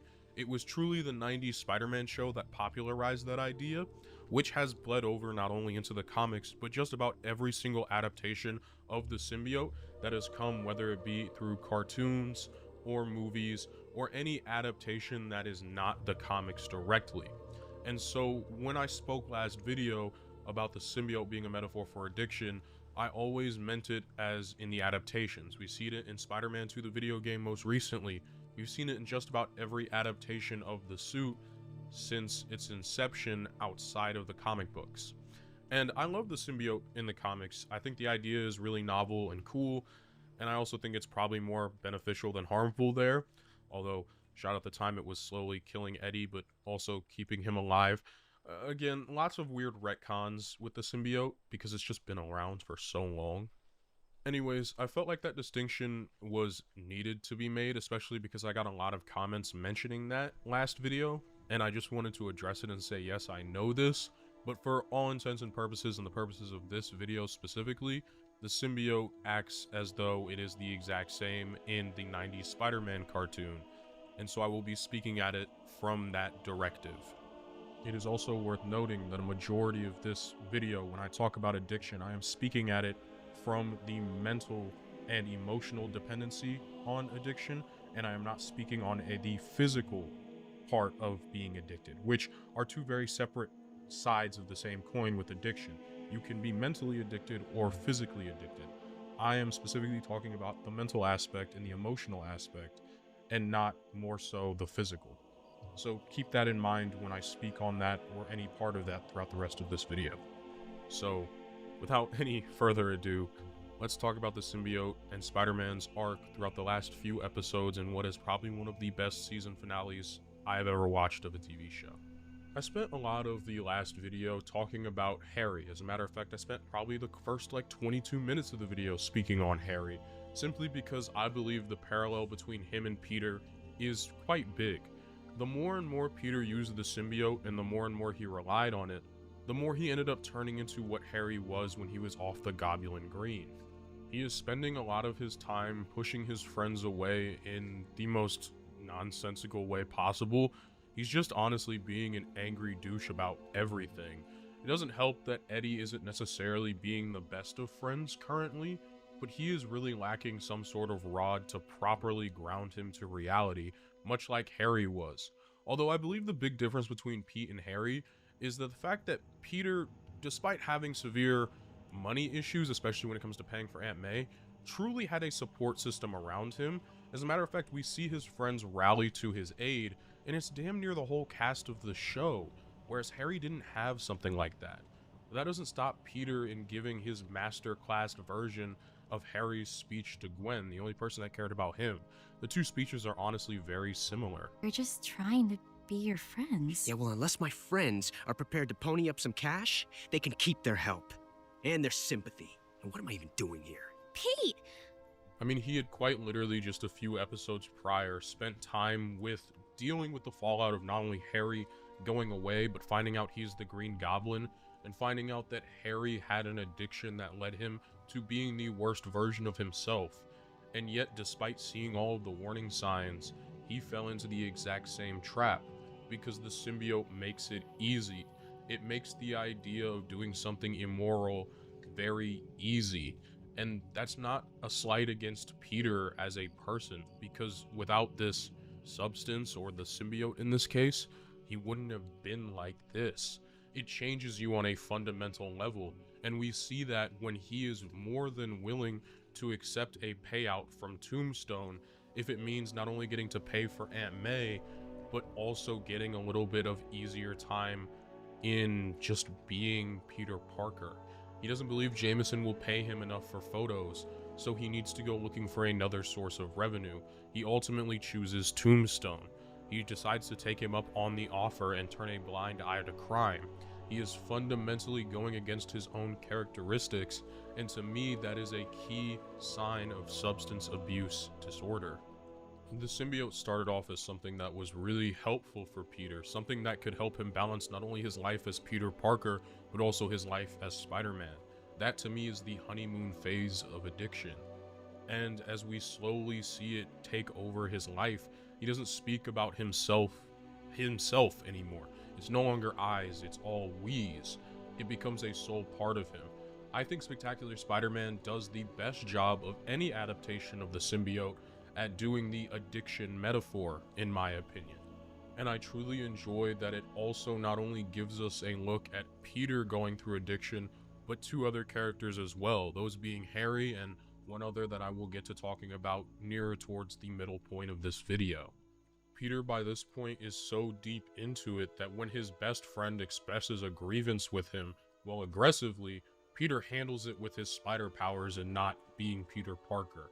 He's pretty much gone off the rails by this point, and as a matter of fact, it takes Flash Thompson of all people to ground him back to reality. Poor puny Parker. Even Sally feels bad for you, but not me. If you're hanging up on the she-geek, that proves you're still a stuck-up egghead. A guy who can't even see when his friends are trying to help. The key difference, so when he was deep into his addiction, he truly only had Gwen. Peter has a whole village behind him. And this is something I harped on a lot in the last video, and I also harped on in my Spider-Man 2 analysis video, which is that the best way to beat an addiction is to have people around you willing to support you, even if you're at your lowest as a person. It's through having that support of other people that Peter was even able to make marginal gains in trying to get away from his addiction. The symbiote decides to play a lot on Peter's past and his traumas as he is trying to get rid of it. Not only does this serve as the audience as an amazing way for us to see Peter's backstory in this movie universe, which is kind of somewhat similar to Tobey Maguire's at the time, funnily enough, but it also allows us to see how the symbiote plays on this, how it plays on Peter's emotions and is beckoning him to just release. That morality has no real cause or stake if it makes him a better Spider-Man. It calls to him at the lowest point of not only his current life, but also where he was in the past, promising that he will never have to face something so devastating once again if he only gives in and accepts the symbiote for what it is.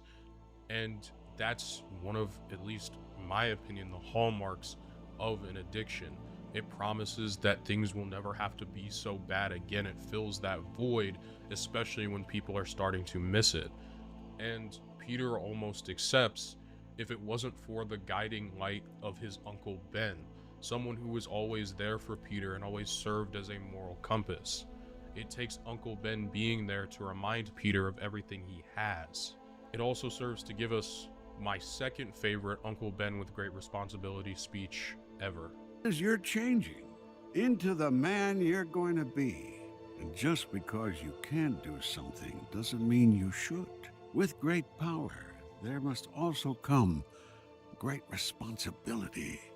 Uncle Ben's entire purpose in this episode is to remind Peter of the good things that he has in his life, to remind Peter of why he chose to not only be Spider-Man, but why taking the moral high ground for the most part is the right thing to do. I love the idea that the symbiote tries to play on Spider-Man saving people as almost a negative, as though it is causing and holding him back, but instead Uncle Ben takes those same memories and plays them as positives, spinning them in a light to show that Peter not only has an amazing support group, but also has the ability to affect people in a way he doesn't think of. There's a reason most of Midtown High rallies behind him, at least the Midtown High that we see in the show, when he is hurting like that. I know I didn't have a spot in this for the script, but Black Cat appearing in all the good, helpful, good guy Spider-Man montages is kind of hilarious to me. And even when Peter is at his absolute lowest and completely drowning, Uncle Ben is still there with his unconditional support. Peter's support network is always there. This is one of my favorite scenes on screen, Hopefully copyright doesn't make me get rid of it. And it is genuinely through the power of friendship that Peter Parker is able to finally kick the symbiote permanently. Now, you may be saying it's hard to get a support group. I've seen a lot of people comment this on the previous video, that having a support group isn't just the only answer. And that is 100% true. You as a person must make the choice to change first and must recognize what is wrong. It's just that having people around you tends to help with that process. It becomes a lot easier to kick an addiction when you have that support group around you. It could be something as little as going to AA meetings, for example. The idea of having a support group that not only holds you accountable, but you hold them accountable is the #1 way of fighting addiction.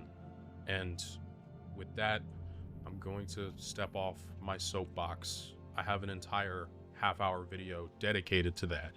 And if you would like to go watch it, I'll hopefully put a link in the description. I better remember that. And with Peter thoroughly kicking the symbiote addiction, he is finally able to destroy it and get rid of it. But in the process, he also ends up destroying the only chance Eddie Brock had of getting his job back. You may be wondering, I haven't exactly spoken of Eddie Brock almost at all throughout this retrospective of like the first season. And that's because I didn't want to talk about him till near the end. Eddie Brock has been in just about every single-ish episode. I think he's been about half the season. I take that back. But throughout the season, we see that they took a much more Ultimate Spider-Man approach with Eddie Brock's characterization in this show. That being, him and Peter are extremely close. They're almost like brothers to each other. And Eddie Brock has been said to have protected Peter throughout a majority of high school. And the few friends and people he latched onto were getting absolutely ran through in this show. For example, he was a fairly decent friend of Max Dillon, and well, Max Dillon ends to make Max Dillon feel human anymore, no matter how much time Eddie tries to spend with him. And we see that Eddie continuously tries to put himself out there for the people that he cares about. We see Eddie quite literally lose one of his only friends to being a living being of energy and no longer having the ability to, well, function sanely as a person. I mean, him, when his oldest and closest friend, somebody he has spent not only the last few episodes trying to protect, but a majority of what sounds like high school trying to protect, backstab him by, instead of working on a cure to try and help his mentor in Kirk Connors, instead of doing that, Peter chooses to take photos, mainly because I think Eddie, despite it not being told to him, genuinely knows about Peter's struggles when it comes to his finances. As well, him and Gwen just kind of hang out the rest of the season. You might be wondering why I haven't spoke about Gwen.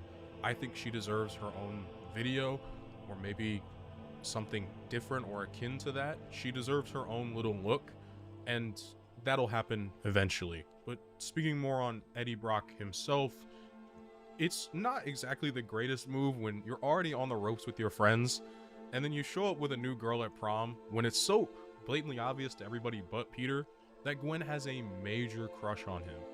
And Eddie, though, doesn't really hold this against Peter necessarily, but he does take note of the fact that, like, Peter isn't actually taking care of the people around him, if that makes sense. And to make everything even worse, the next time we see Peter actually interact with Eddie Brock is when Peter needs something from Eddie. Their relationship by this point has been fairly repaired, but Peter's next interaction to Eddie is quite literally him calling to ask if he can see the ooze. To Eddie, that doesn't ring any alarm bells yet, but when Peter goes to see the ooze and takes photos of it being stolen but doesn't call the cops, obviously we know he's Spider-Man, the whole chameleon thing. For us, that's a different way of looking at it, but for Eddie, all he sees is Peter once again taking advantage of a situation in order to get pictures and to get money and take care of himself first, without thinking about the repercussions that may come for other people. And this was finally Eddie's broken straw. Despite Peter having every single advantage, he is still taking advantage of situations. I actually thought Spidey was a hero, and I actually thought Pete was a human being. But he was here last night taking pictures and couldn't even be bothered to call the police. Don't bother, Gwen. Bro had his second chance. I'm done. This was quite honestly it for Eddie's relationship with Peter in any sort of semblance. I think it's really dope that they give him this black leather jacket that looks like the Venom symbiote, It's just great symbolism shown throughout the show, much like how the symbiote slowly takes over Spider-Man, getting rid of the webbing and the lines. But in totality, Eddie essentially is done being friends with Peter and is done doing anything having to do with him at all. But also that means Eddie is completely cut off and disconnected. He no longer has the person he's been closest to throughout the entirety of this show. He doesn't really have friends on ESU's campus. He doesn't have anyone, and he is lashing out hard. His sense of moral compass doesn't really exist, as the dude was at one point an orphan, and the next thing you know, he had Peter, but he doesn't really have Peter. Which leads to the most questionable decision I think I've ever seen when it came to this show, and it just leaves me wondering, we need to stop and talk about this. Eddie Brock is implied to be a freshman at ESU, meaning he's in college, so he's an adult, right? He's an adult. Spider-Man in this show is implied to be going into his junior year of high school, so Pete's about 16, which would most likely make Mary Jane about 16 years old. Eddie Brock didn't meet Mary Jane until Peter invited her to prom. Mind you, Eddie is already in college, so he is an adult, and Mary Jane is probably 16 years old. What the hell is he doing going on a faux date with her? Because the way the show implies it, it's a date. It's a date between the two of them. So why is Eddie Brock Jr. going on a date with a 16-year-old? It would be different if it was like him and Gwen. It's implied that those two grew up together and knew each other for a long time. Maybe they met while they were still at the same high school, in high school. But this is an 18-year-old grown-ass man meeting a 16-year-old for the first time and then going out with her like a month later. Well, I know it's probably just there to go to show like how morals got thrown out of the window. Eddie Brock is intentionally going after something to try and hurt Peter. Like, again, I kind of get that. But at the same time, it's like, bro, I don't know if the creative team were fully cognizant of this, or if like maybe in 2007 this wasn't as big of a deal. But to me, this is like setting off huge alarm bells. It's just so wrong. And I felt like it needed to be addressed, I guess. Either way, we'll just chalk it up to Eddie Brock doesn't have a moral compass, mainly because he had nobody to guide him, unlike Peter having Uncle Ben or his support system around him. We've been shown time and time again, Eddie just doesn't have that. And even Harry somewhat had someone, quote unquote, with his father. Brock has nobody.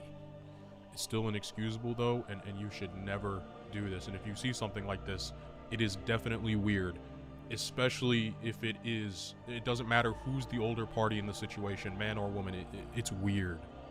This part of the episode also serves to give us a decent amount of backstory when it comes to Eddie Brock and Peter's relationship and why they were so close, as well as, again, showing that Eddie has nobody.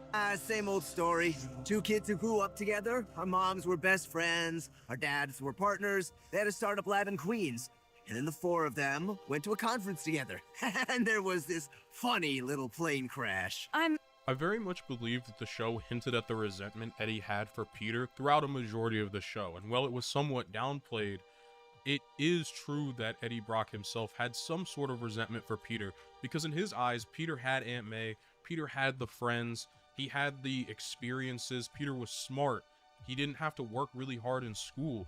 To Eddie Brock, Peter had it all. He had everything that he would have wanted, and yet Peter kept taking and taking and taking. So Eddie wanted to take something of his in the form of Mary Jane. Although this backfired. May not be perfect, but whatever his faults, he's twice the man you'll ever be. I think this is very clearly evidenced with the fact that Eddie Brock goes to see Aunt May even when Peter isn't there, and seems extremely resentful of the fact that Peter hasn't even bothered to visit his aunt, who's been at the hospital for over 24 hours. And just to make all of these matters even worse, because they lost funding, not only because of the lizard incident, the Electro incident, but because of the ooze, Eddie doesn't have a job anymore. Lab can no longer afford to keep you on the payroll. But I need that money. Without it, I'll have to drop out of VSU. Not nearly as iconic as losing his apartment, his job, and his health, but still really cements just how Eddie Brock is feeling about Peter at this point. And when Eddie goes to vent, even though he does so in a pretty aggressive manner, Peter pretty much just goes all Spider-Man on him. And for Eddie, this is it. This is the last straw for him. He has nothing left. No connections, no nothing. But Spider-Man presented, quite honestly, the We will yes. We will have vengeance on Spider-Man! And while Eddie Brock is losing it and descending towards giving up what made him human in the first place, Peter, on the other hand, is absolutely vibing out. Dude is back to being Spider-Man, doing typical Spider-Man things. We get a really dope action scene of him back in red, and his life, for all intents and purposes, while not perfect, is getting back on track. He tells Tombstone to shove it where the sun doesn't shine and that he's no longer going to be avoiding fighting crime. He lets him know that no amount of money is ever going to make him turn into the person that Tombstone wants him to be. As well, he goes out of his way to spend time with his Aunt May, and even at school decides to help repair the relations that he more or less ruined with his friendships. And they all accept him. And he even goes out of his way to thank Flash Thompson. Hey, just the other day? I must be slipping. Thanks for the reality check. Don't mention it. And I mean not to anyone. Hey, Petey. Despite everything that he just went through, the idea of being Spider-Man still weighs heavily on his mind and makes him wonder if it's even at all worth it. I bet it could solve my... At the end of the day, he does this out of being selfless. He doesn't do it for the thrill. He doesn't do it because he enjoys being a superhero or because for his family, that's just what they are. For Spider-Man, for Peter, this is a way of saving lives and of helping as many people as possible. Something he had forgotten when he was using the symbiote, and something he had to rediscover throughout the last few episodes. Oh, and we also get some of the best action sequences throughout this entire show in this episode, because Spider-Man and Venom are just going band for band the entire year to just about everybody in this show. Like, Peter and Gwen were day one forever. But what makes it even more insane for me is that, like, Eddie himself genuinely puts Gwen in danger, somebody who he sees as almost like a younger sibling, and somebody he has cared for a majority of this season, and he willingly puts her in danger just to get back at Peter. That just shows how far gone he is when he's with the symbiote than without. I think the most beautiful and poetic way that this entire arc ends is not only with Peter realizing that he needs to protect the ones he loved in Gwen, and that Gwen is actually his real love, but also in realizing that Peter himself doesn't just do it alone. I love the idea that a majority of Peter's friends at the school rally around to save Gwen, and that's the reason she doesn't die. Not because Spider-Man was able to save her, but because the people around the two of them were truly able to save her. Combine all of that with a scene of Peter more than willing to take the demon away from Eddie and back into himself, knowing that he is strong enough to handle it and Eddie is not.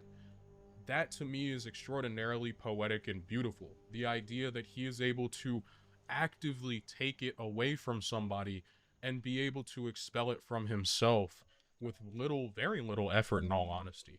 It's very beautiful. You tricked us! The emotions all taste wrong. You never wanted us back at all!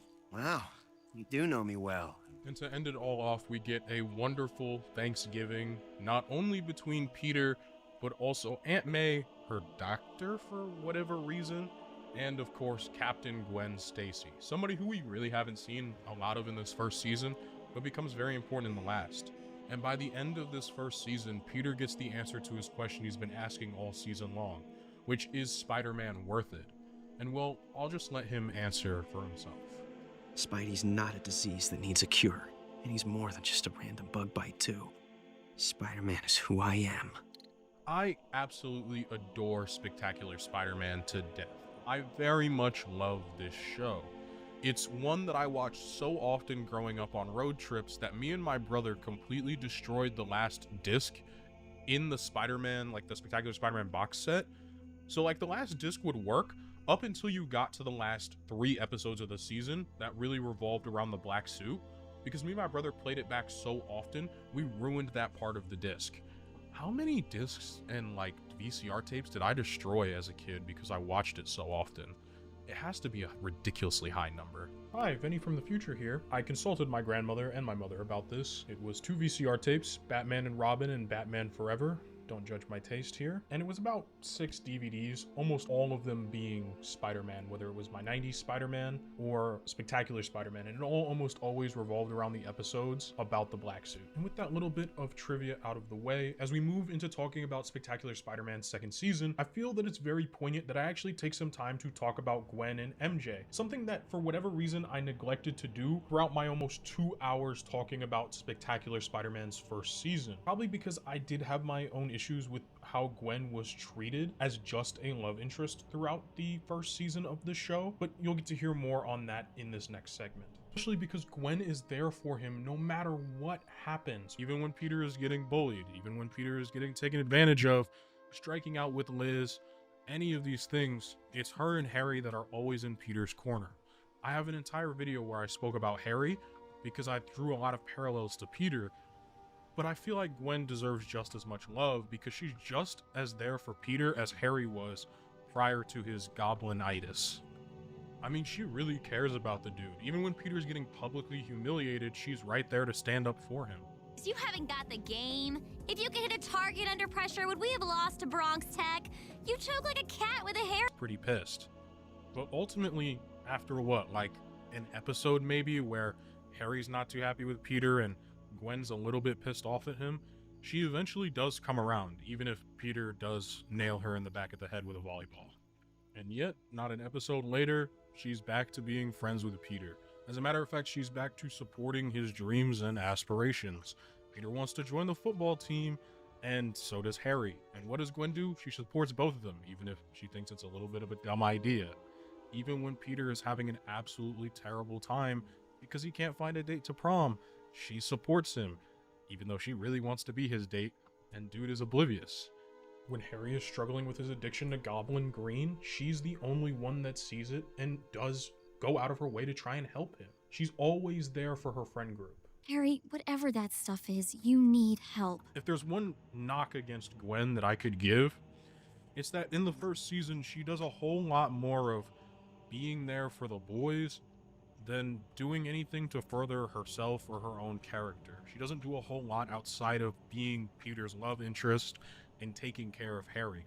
There are actually very few conversations that don't involve her talking to other dudes about those two.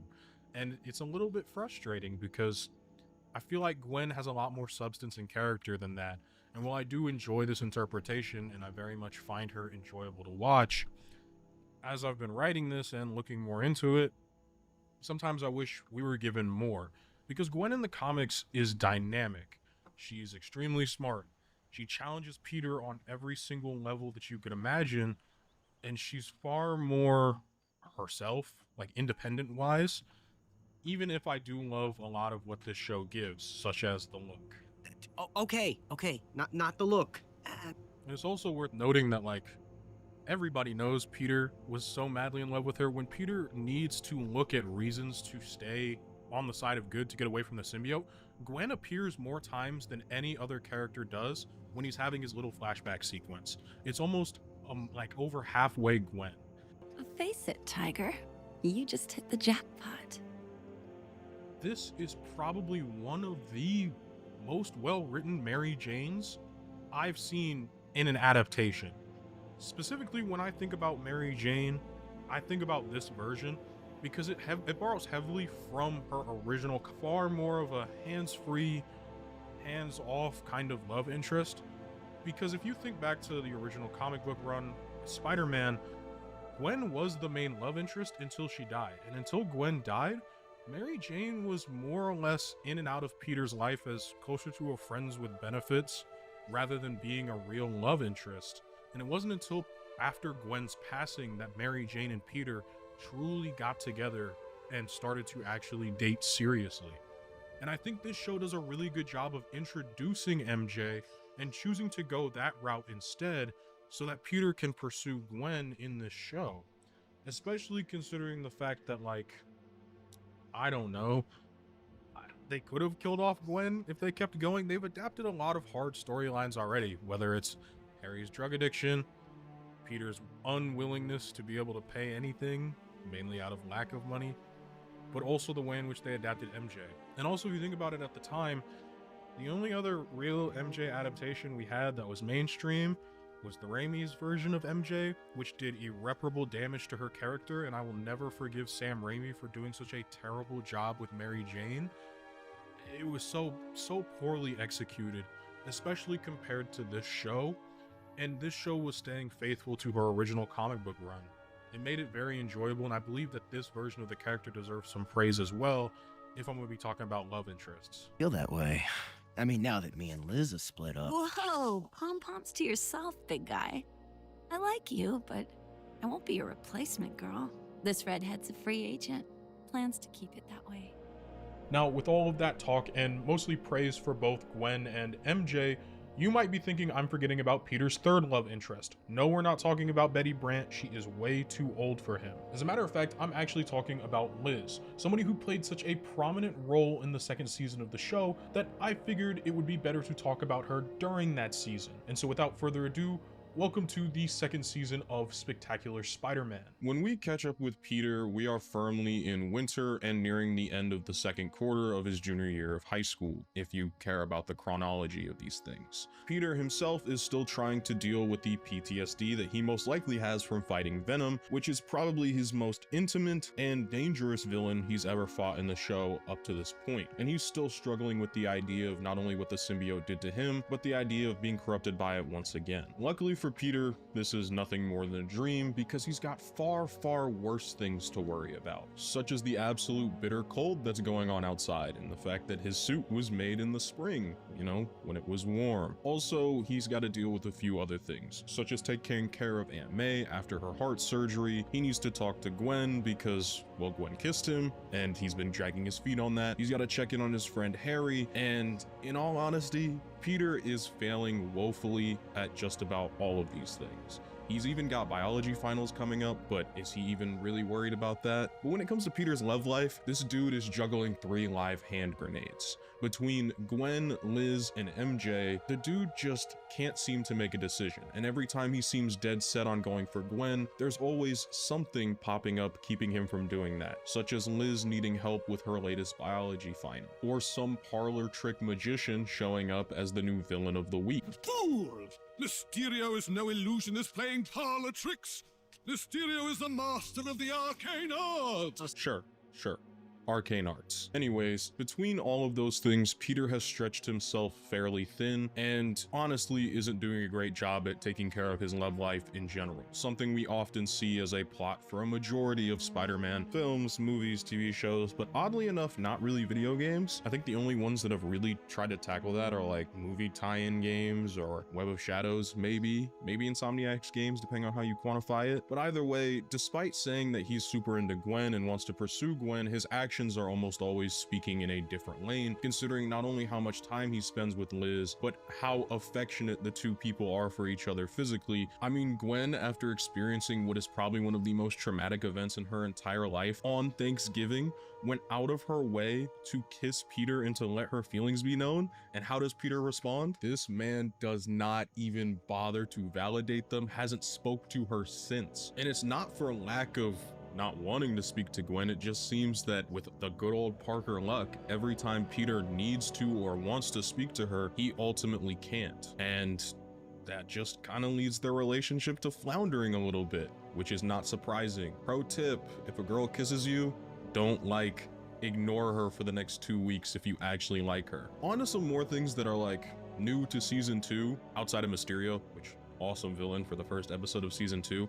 The damage to Peter's suit throughout the show is fantastic in the second season. His suit is damaged what feels like on an every other episode basis, which is a really cool look, especially considering they rarely did it in the first season with how much damage and punishment this guy takes.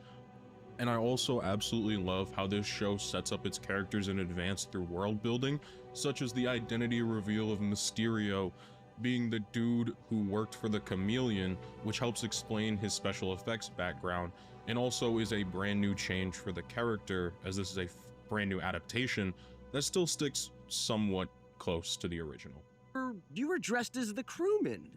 As the waiter! You remember? Demitas Spider-Man. While Peter might be succeeding in his life as Spider-Man, he's done genuinely nothing in his life as Peter Parker. Outside of hang out with Liz, he hasn't checked a single thing off his list. Hasn't talked to Harry, hasn't bought thermal unders, isn't taking care of Aunt May, hasn't spoken to Gwen. Peter is just not succeeding at a lot of the stuff that he set out for himself to do outside of his life as Spider-Man and outside of the academic career, because this dude doesn't study. He literally just shows up and passes. Shout out my senior year of high school. Did not set myself up well for college. But even when all things aren't necessarily going right, some things do. He just got his official exclusive freelance deal, meaning that he is now going to have a steady source of income from taking photos of himself. And the first person he wants to call is Gwen. It's the very first person he wants to talk to. This should signal to Peter that she is the woman on his mind and she is the woman he should pick. But unfortunately, when Peter goes to call Gwen, he instead gets a call from Norman Osborn, who has not only gotten Peter his job back at ESU, but he has also offered Peter mentorship, for Norman to be his mentor.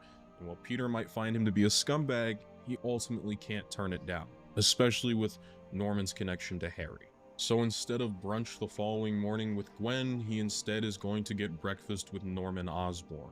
But man, brunch is overrated anyways. All Peter really has to do is go talk to Gwen in school, and it can't be that bad. I mean, he just finished his biology final, he's getting to chop it up with Rand, and of course King Kong.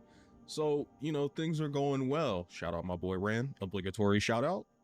Back on track, all Peter really has to do is wait for Gwen to get out of the test, because, well, she's gonna get out almost as fast as he is. The two are extraordinarily smart, and all he has to do is admit his feelings to Gwen and ask to talk to her. He finally asked to get some private time with her. Unfortunately for him, because Parker Luck is a bitch, Liz immediately comes out and starts putting herself all over Peter. I'm 92% sure she did this to like secure her spot against Gwen, but that's just a crackpot theory. Either way, Gwen is pretty miffed by this and instead just dishes Peter. And so now he can't express his feelings, at least not in private. And as well, he's back at ESU's lab. Oh, and reveling in the fact that he can get so many women. I think Liz Allen really is into me. Gwen, too. Gwen, Liz, Gwen. Web slinging 30 floors up never made me this dizzy. But as we all know, Spider-Man's not going to be in costume and on screen for too long.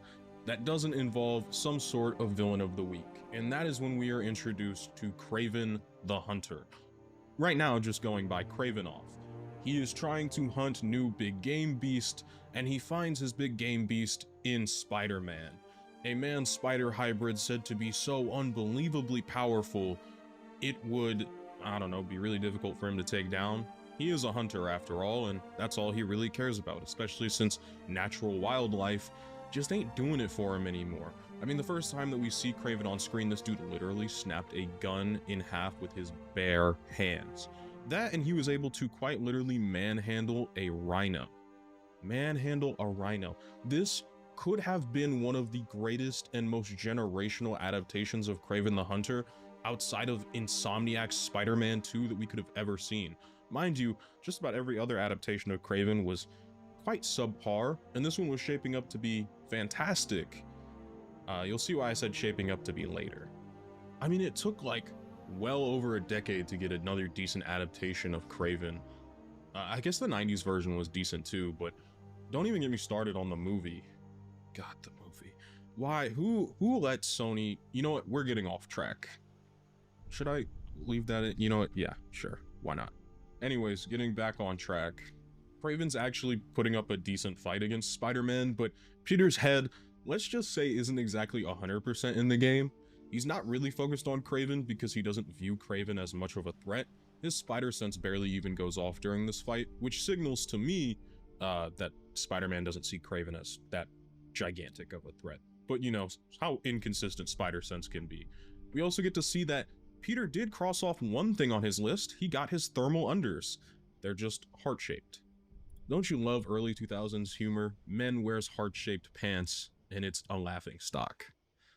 But outside of that, Peter pretty much manhandles Kraven no problem and ends up at Midtown High's championship game taking photos for the Bugle. And ultimately, he ends up showing once again to Gwen his heavy interest in Liz Allen, because he spends a lot of the time there talking to her, hugging her, being all over her. Meanwhile, let me remind you, hasn't spoken to Gwen at all. It's also worth noting, like, Flash gets hurt in this football game, and it's going to lead to some complications between not only Flash and Liz's relationship, but also the relationship between Peter and Liz, by that metric. Oh, and this is why I said we could have had a generational Kraven adaptation, because I don't know what they were thinking in the slightest, but they ultimately decided to go with making Kraven a genetically mutated, you know, I don't want to say freak because that's a little harsh, but yeah, a genetically mutated freak. And I could not tell you why they chose to do this, but they ultimately did.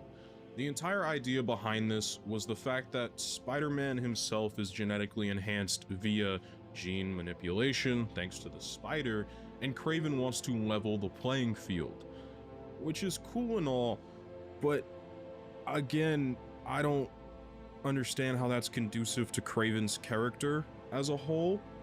He's not really a big science guy, he's a lot more of a mystical guy, so having him default to science was definitely a little weird, because the setup could have been perfect.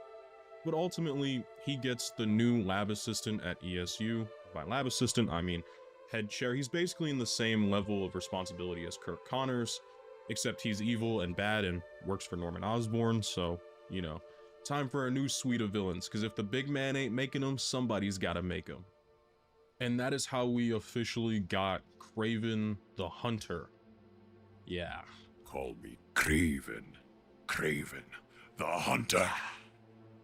I genuinely feel like this is one of the few times the show had like a big misstep when it came to adapting a character, which, I mean, for all the catchphrase time, for all intents and purposes, they've hit on almost every single character they've decided to change majorly in adaptation, whether that's Electro. Definitely couldn't get any worse than making Electro the son of Red Skull. That's a video for its own day. But, you know, whether it was Electro, Shocker, updating Liz Allen, Mary Jane, Gwen, Harry Osborn, a lot of these characters didn't even show up until Peter was actually in college. I think they did a really good job. So missing on one, not really that big of a deal, but man, did they miss. I'm starting to question if Peter even likes Gwen. That saying actions speak louder than words really just rings true throughout a lot of this second season, because the second Liz calls Peter and Liz goes out of her way to ask for his condolences regarding Flash being hurt, he immediately picks up and he says, "Oh yeah, I'll come console you." Now, granted, could Gwen have called Peter? Yes, but like, come on now. Peter definitely should have been the one to like go talk to her after the fact that, I don't know, Gwen kissed him. But I guess that doesn't really matter now, because Liz practically has this dude wrapped around her finger. I know you two aren't exactly close, but if you just sit with me. Sure. As long as it takes. Thanks. I know this isn't like 100% on topic, but it's more of like a gripe I had with this season specifically. And it's like, every time two female characters talk to each other, especially in this early part of the season on this show, they're only ever talking to further the idea of like dating Peter Parker or getting help to date Peter. It's like they never have any conversations that don't revolve around the man in question they're chasing, which on one hand is a TV show with limited amounts of time and it's a superhero show, but on the other hand, you couldn't find like one episode to, you know, like just have normal conversations and be friends outside of wanting to date Peter Parker. Listen, man, Peter must have just like unimaginable riffs. And with that out of the way, the next episode, like in chronological order, like how I like to cover this show, it does like a few things for relationship wise, but more I want to highlight it for plot building. Peter is starting to figure out who the master planner is, essentially the person that hired Mysterio to steal all of those items and pieces of technology that he was picking up in the first episode. We're also introduced to Patches. That guy will be important like maybe 2 months from now when I do that video. So maybe remember or maybe don't.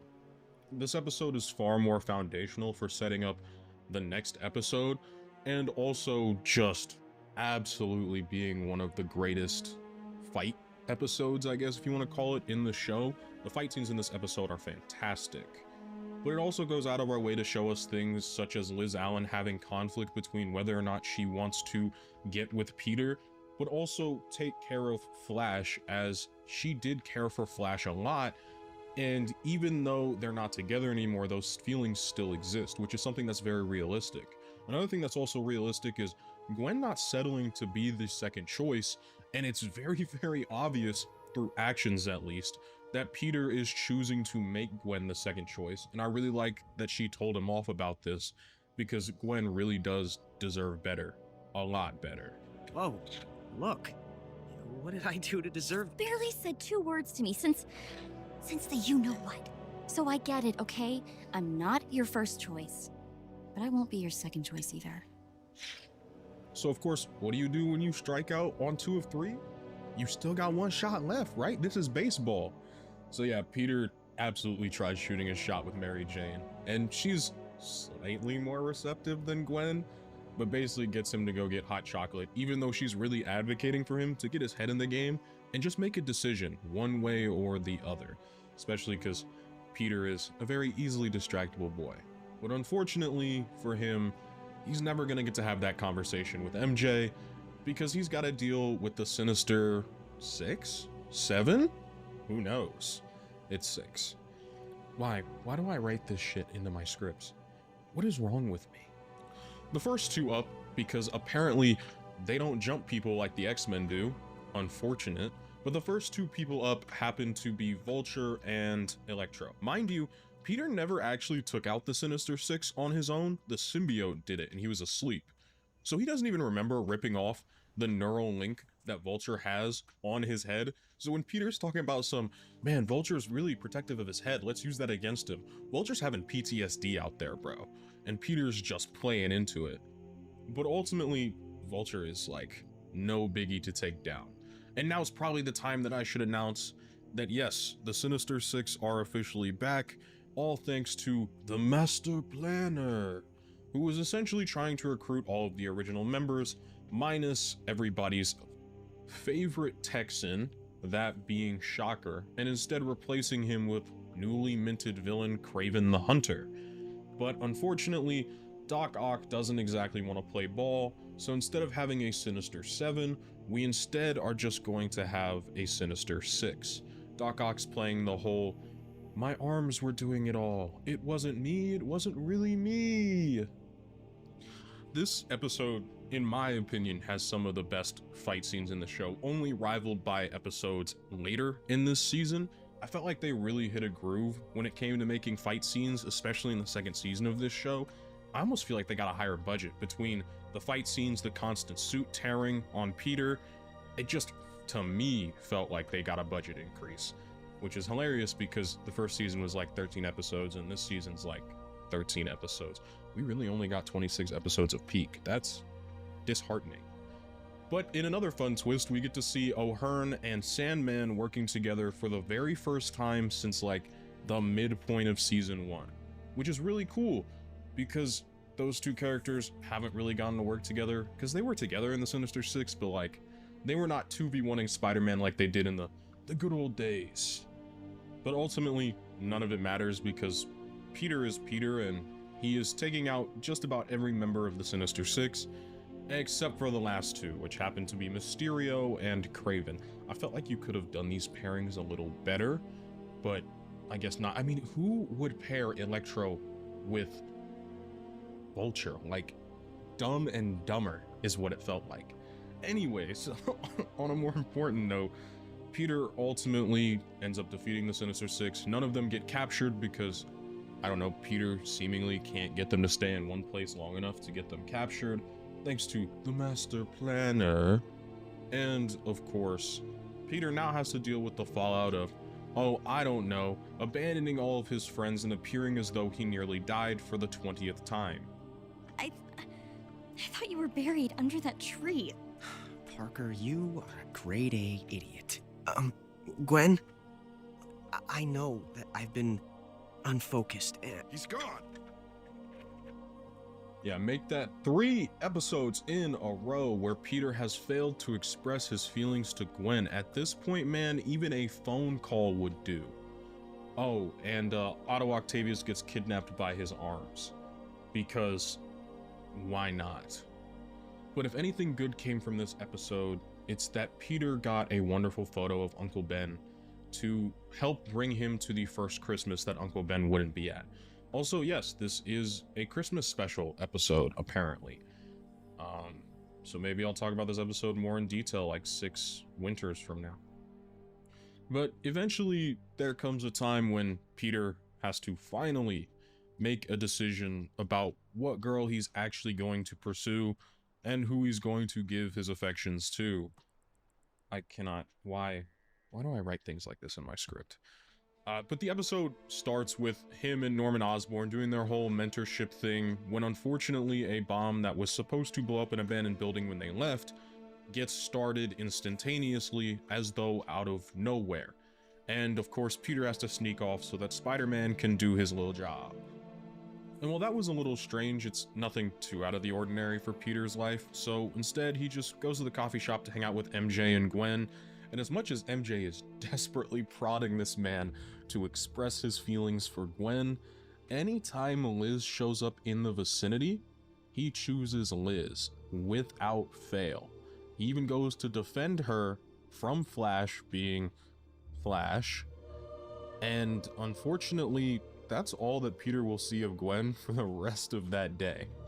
Because for whatever reason, the entire city is experiencing horrible malfunctions. And to make things even worse, Gwen gets kidnapped by the most incompetent of the Sinister Six, that being Electro.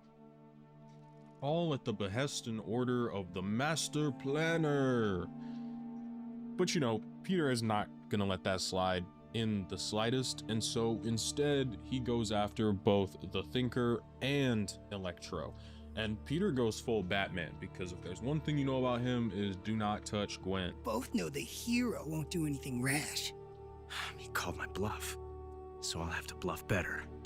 Fun fact, I actually was totally convinced Gwen was gonna die in this episode, because I owned the first season of this show on DVD, but we did not own the second season. So by the time I got around to watching the second season, it was like 2015. I had already watched Spider-Man 2. And my first thought that jumped to my head was, oh yeah, Gwen's gonna die just like she died in Spider-Man 2. Yeah, just a fun fact. I didn't know this show had a second season until like 2015-ish, when I just saw it in like the Google Play Store on my iPad or something. So like I was wholeheartedly convinced that Gwen was biting the dust immediately, which is like pretty bold for a kids TV show, you know. But hey, they managed to do it with Mary Jane in the 90s show. And thanks to Peter's absolutely perfect terror techniques, he does eventually get the ideas out of the Thinker as to where the Master Planner is holding Gwen and the rest of his gang up at. And that would be a literal underwater base, which just is so Otto Octavius. Oh yeah, and spoiler, I don't even know why this show's almost 20 years old. Spoiler alert. The Master Planner is Otto Octavius. I mean, just look at the crew he's got around him. It's the Sinister Six, and his right-hand man is Electro. Basically, Otto Octavius has been playing at being normal and reformed so that he can create a device that literally allows him to tap in to every single electrical device around the city of New York, and hopefully the entire police and criminal database, including the FBI's database, banking on the plan that he's going to kidnap Captain Stacy's daughter, Gwen, and use her ultimately to get Captain Stacy to give him access, backdoor access, into the NYPD. The FBI claim is unverifiable. Don't know why I even said that. So yeah, Otto Octavius is a big bad guy, and he is quite literally spending the entire episode blackmailing Captain Stacy into doing his bidding. Also worth noting, Captain Stacy will continue to take up a far more prominent role as a character throughout this second season, but we're not going to get to that today. But back on topic to Peter, it's kind of funny, like throughout this entire season, we've seen his actions of Peter Parker have spoke nothing more than to liking Liz, or even at some points preferring MJ, but every single act he takes as Spider-Man through the first and second season are all clearly showing just how much he loves Gwen.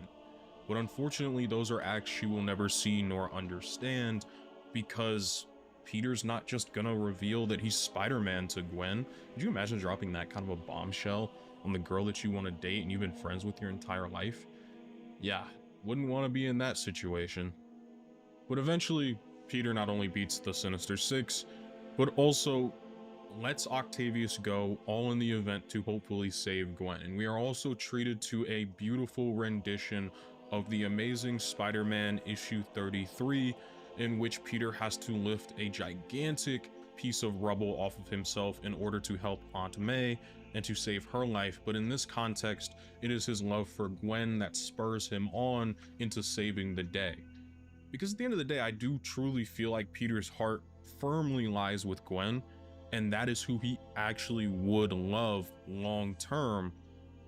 But we'll get to that later. Instead, enjoy this. Fought the good fight. Did my best. Even foiled Doc's plan.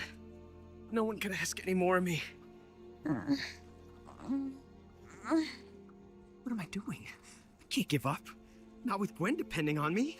I also absolutely love the suit ripping and straining as he uses literally every muscle in his body to power this up. Just very powerful visual storytelling. Yeah, very, very surface level observation there, genius.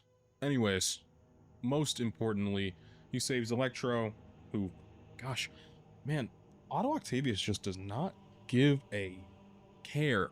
Yeah, let's use that word. Doesn't give a care about any of his guys. Peter ultimately has to save the day, and he does so. Gwen gets home safely to her father, and her father, being, you know, a good dad, like any good dad should, is not letting Gwen get on the phone and is trying to have her enjoy a quiet night in, especially considering this is the second extremely traumatic event she's experienced within like the last 3 months tops. So when Peter calls to express his feelings, it is of no surprise that he gets met with Captain Gwen Stacy instead. But because this happens, unfortunately, Peter ends up making, I'm not gonna say the wrong choice, but he ends up making a choice that leads to a lot of different outcomes. Shouldn't you be, Flash? Thing is, I'll always care about Flash. But tonight I told him it's over. Really, really over.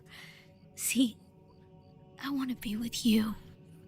Liz chose Peter, and Peter ultimately decided to choose Liz in that moment instead of Gwen. And it's absolutely insane because Gwen has like just now gotten her phone back. Dude, this show is such a tease, man. And while I think the relationship dynamic was handled pretty well between Peter and his 3 love interests throughout the show, one of the things that I think Spectacular Spider-Man did even better was its treatment of its villains, specifically its side villains. Think characters like Rhino and Sandman and Electro, characters like J. Jonah Jameson Jr. And through these side characters, the show likes to play with this idea of redemption, that sometimes a villain is not too far gone to come back, and sometimes somebody that you might have thought was never going to be anything other than a hero might never be able to come back.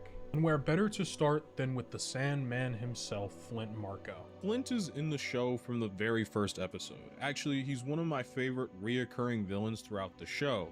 We originally meet him and O'Hearn, later Rhino, as 2 characters that are oftentimes trying to pull off heists for the big man of crime, L. Thompson Lincoln or Tombstone. And while they're always trying to pull off these large grand schemes and do all these stuff, unfortunately, they chose the one summer where Spider-Man is having his very first appearance. And so Spider-Man pretty much terrorized them all summer, constantly putting them behind bars or in jail, and completely ruining any chances of them getting any sort of big score. And that's a common theme for Flint. All he ever wanted was a big score. He only says it like 20 times throughout the first season of the show. And he thought he could finally get it when the big man offers to give him powers to go toe-to-toe with Spider-Man. Now, the difference between O'Hearn and Flint is that O'Hearn specifically wanted to get his powers and turn into the Rhino to beat Spider-Man, to fight Spider-Man, something that Mr. Lincoln was very much looking forward to as he needed distractions for Spider-Man. But Flint, on the other hand, he couldn't care less about being a supervillain. He couldn't care less about fighting Spider-Man and beating Spider-Man. All he actually cared about was getting money, and Spider-Man simply stood in the way of him getting this money. Now, unlike in, let's say, Spider-Man 3 the movie, Flint doesn't have a kid. He doesn't have any, like, exterior motivation for wanting to get this money, other than the fact that, like, he's about his bag and he's about his check. And I gotta respect that. Like, that's all he really cares about. He doesn't care about Spider-Man, he doesn't care about nothing. So when he becomes Sandman, he actively avoids fighting Spidey because he'd just rather get the money, which leads to one of my favorite running gags throughout the show. Oh man, my money! But of course, because he's been beaten by Spider-Man on like 4 separate occasions now, even with powers, he has developed a little bit of a vendetta. He tries joining both iterations of the Sinister Six, which ultimately failed, and he's honestly fed up with it. He kind of reminds himself why he even wanted to get these powers in the first place, and that's to get his big score. And let me tell you something, I swear season 2 has such a higher budget because Sandman's effects look absolutely fantastic throughout this episode, and I love it. As well, like, we get, again, one of my favorite running gags throughout the show when Sandman once again fails to steal any sort of jewelry. Oh, my big score! But honestly, if any villain was going to pop up at this exact juncture, Sandman is probably the best one because Spidey has to worry about him the least. He's dealing with seeing Eddie everywhere he goes, making him paranoid. He has to deal with the fact that Liz's brother has just gotten out of juvie and is now back in the school system.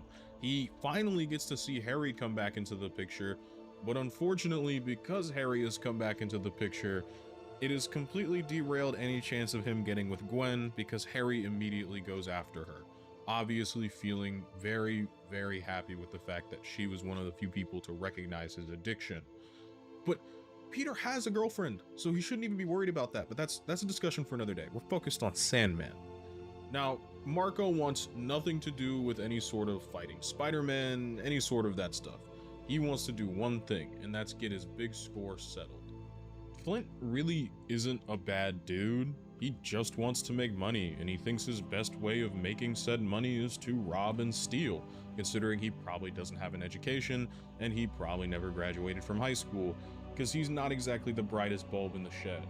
And Spider-Man very clearly points this out to him, and they almost have a really good connection moment. Almost. With your powers, you could do some real good, help people, but you waste it on all the same stupid crimes Flint Marco committed. Because of that old Parker luck. No matter how hard he tries to do something good, he just can't seem to succeed. And it's really, really funny. It's played for comedy, but it becomes far more important later in the episode. What I find interesting is that in one singular episode, they do more to humanize Flint than a lot of other TV shows even bother to do to humanize or recognize their villains outside of the funny little roles they play in an episode.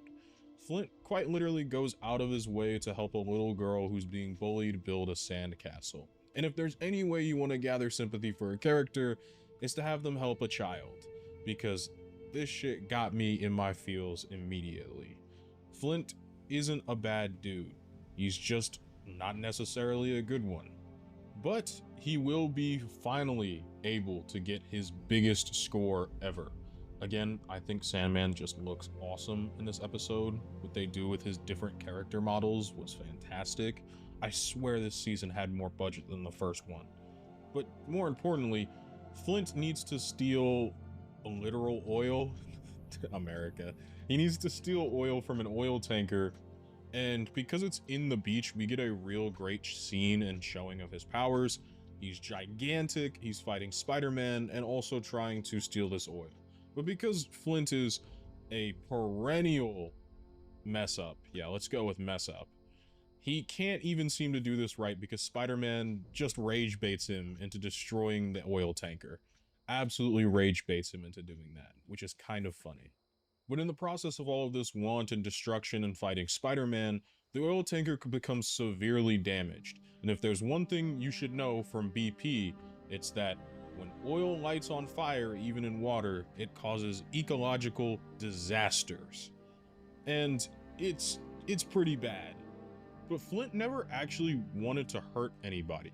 As a matter of fact, he goes out of his way to save these people because to Flint, it was never about doing harm to others, it was simply about getting his money. And so he often chose victimless crimes. Well, quote unquote victimless crimes. That's a whole debate for another day. Usually like robbing banks, which is insured money, stealing from jewelry stores.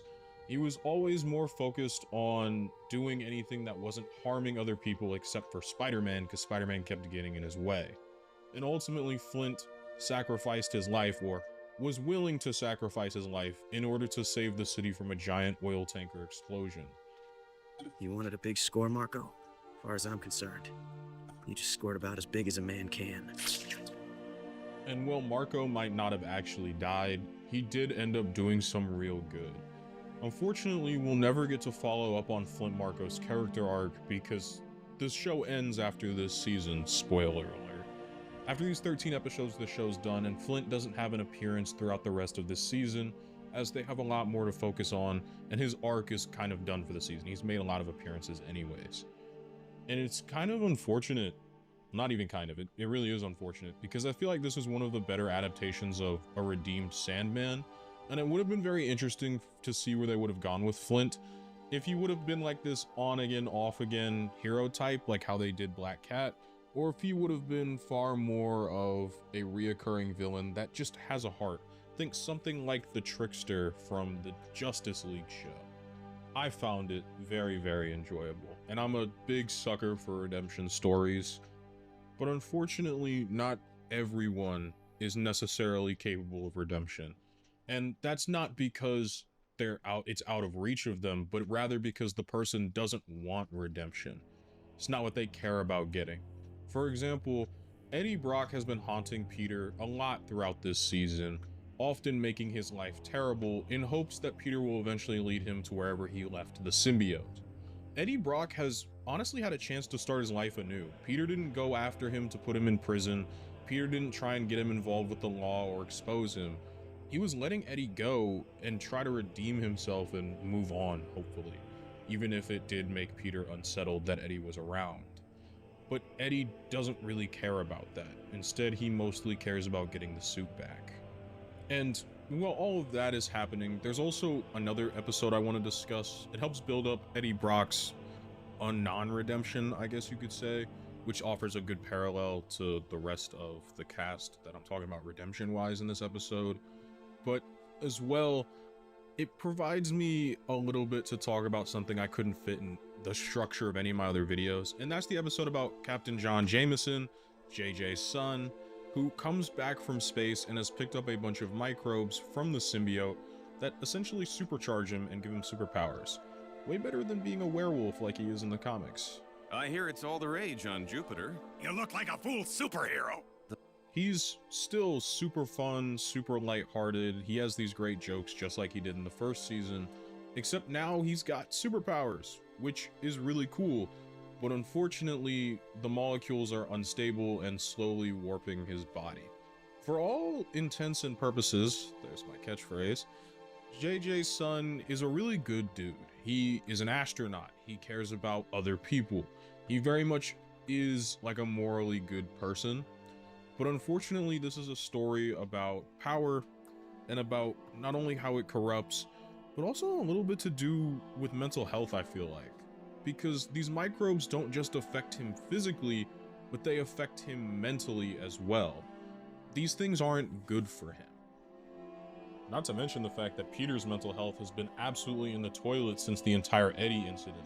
Throughout the second season, he's had nothing but nightmares, terrible dreams, showing clear signs of potential post-traumatic stress disorder, especially revolving around Eddie. Now granted, Eddie was definitely playing into Peter's fear and recognition, but he's also just been making Peter's life like a legitimate living hell. and just miserable in general since he got the suit back. And that's kind of like his whole shtick for right now.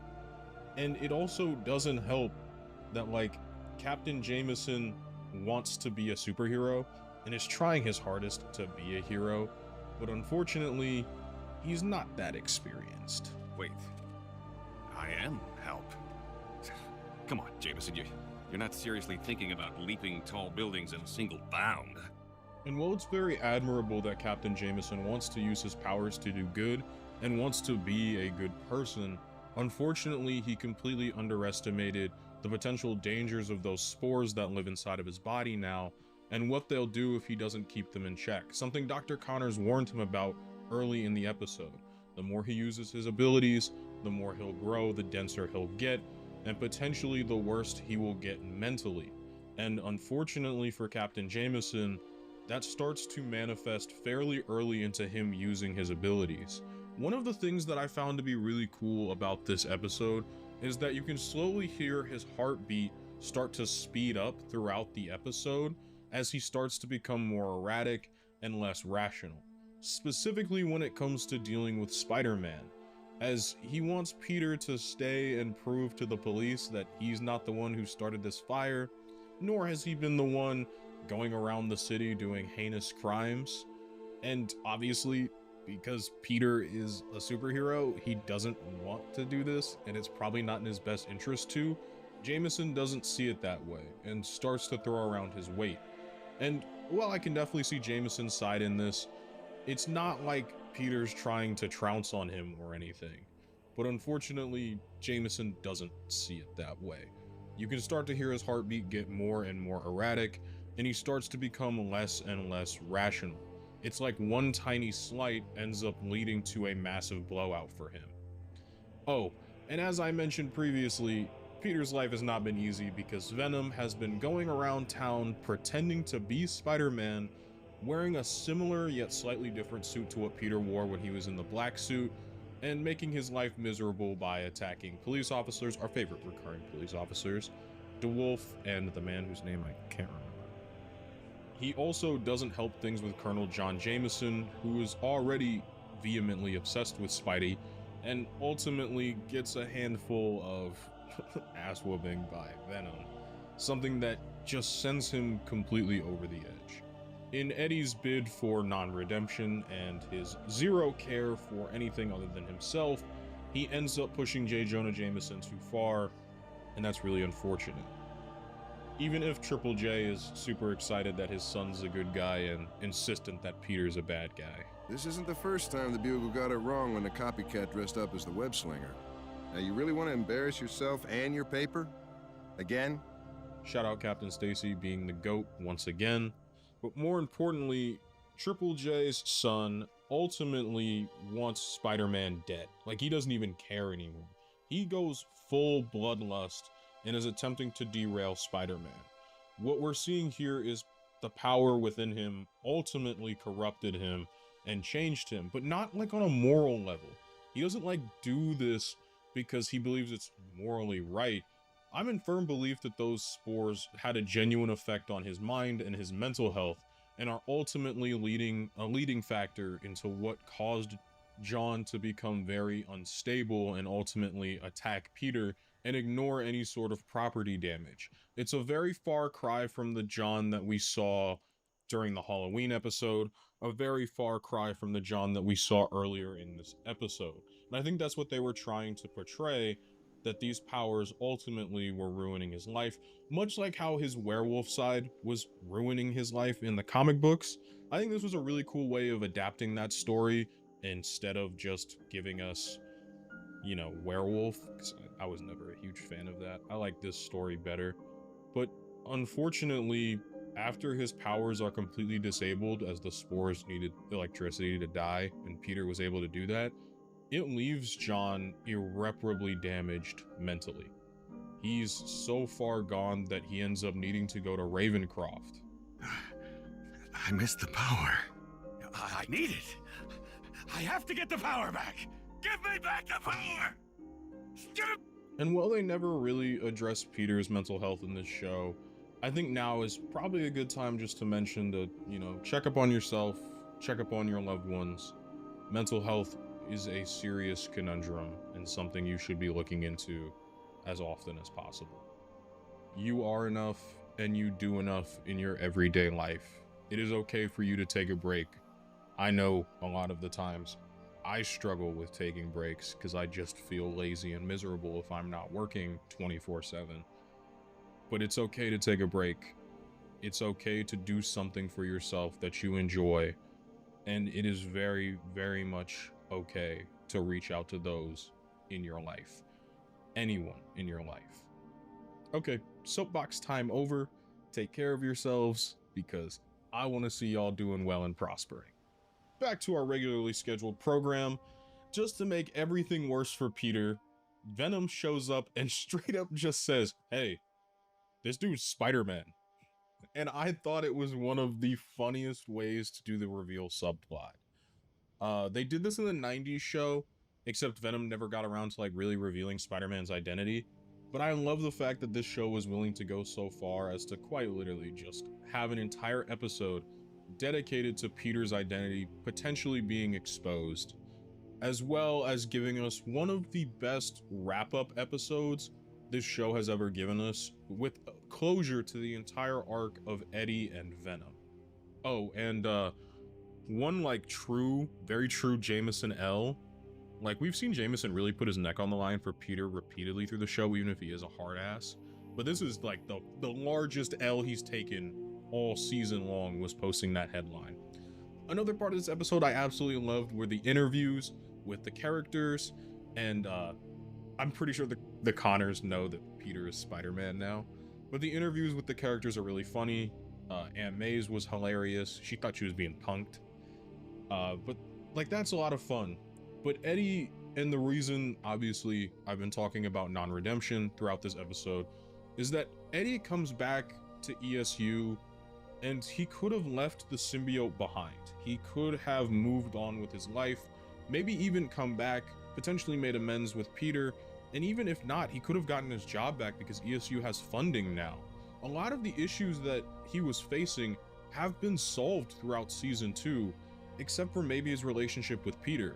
But instead of doing any of that and caring even in the slightest about that, he would much rather spend time getting revenge on Peter, because that's what matters to him most. Also, that, Jesus, his face does not look good in that.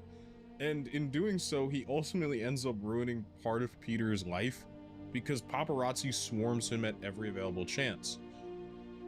I actually hate this moment so very much. I genuinely do not like how they handled the romance between Peter, Liz, Gwen, and Harry, but that is for its own video. Moving on to something far more poignant, Eddie is pretty much on his reverse Flash timing. He is quite literally making Spider-Man's life miserable at every available turn, trying to reveal his identity, trying to fight him anywhere, anytime, whenever, wherever. He really feels like Aaron the Plumber, I'm gonna be honest. He's also taking advantage of his bosses. He gets his job back at ESU and immediately steals Gene Cleanser from them without even a second thought, because to him it's about destroying Peter's life and ruining his life. He doesn't think about the consequences that could be befallen for his former friends and employers that he was very close with. They didn't want to fire him, they lacked funding, and that's not their fault. Unfortunately, Eddie got the raw end of a deal, and what he does to them isn't right. And also throughout this whole sequence, we get a really funny interaction of Flash pretending to be Spider-Man, just to prove that like Peter can't possibly be the webhead.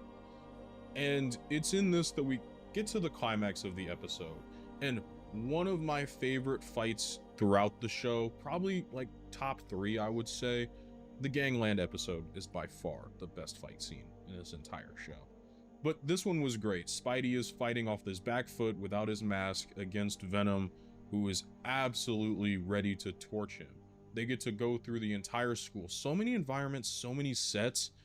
Like, I just wonder how many hours it took to animate all of this, because it looks so good. As well as, it's like an intelligent fight. The two characters aren't just like beating up on each other. They're pretty evenly matched skill-wise. That was unpleasant. Oh great, now he's mad. With Venom having the obvious upper hand because the symbiote is absolutely busted. But ultimately it's Flash that comes and saves the day, because he's the one who prevents Peter from having to drink a nice little bit of gene cleanser, something he very much gave up and threw away at the end of the last season. And it's in this interaction that Eddie has to drink the gene cleanser. It's also through this interaction that we understand why Eddie has been so hell-bent on ruining Peter's life and making him miserable. It's not even Eddie who wants Peter dead so badly, it's the symbiote. And Eddie refuses to let go of his hate, refuses to let go of his pain, because that's what the symbiote feeds off of. It only loves him for that. Eddie, it's over. You're free. You can stop this. Stop hating. Can't. It only loves me for the hate. One of you guys had left on my previous Spider-Man video, Spectacular Spider-Man video, that the symbiote represented for them more of an abusive relationship or like a more terrible, bad situationship relationship type deal, right?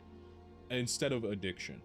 And personally, I don't think that fits for Peter. I think for Peter, it was very much an addiction, but for Eddie it is that terrible, toxic relationship.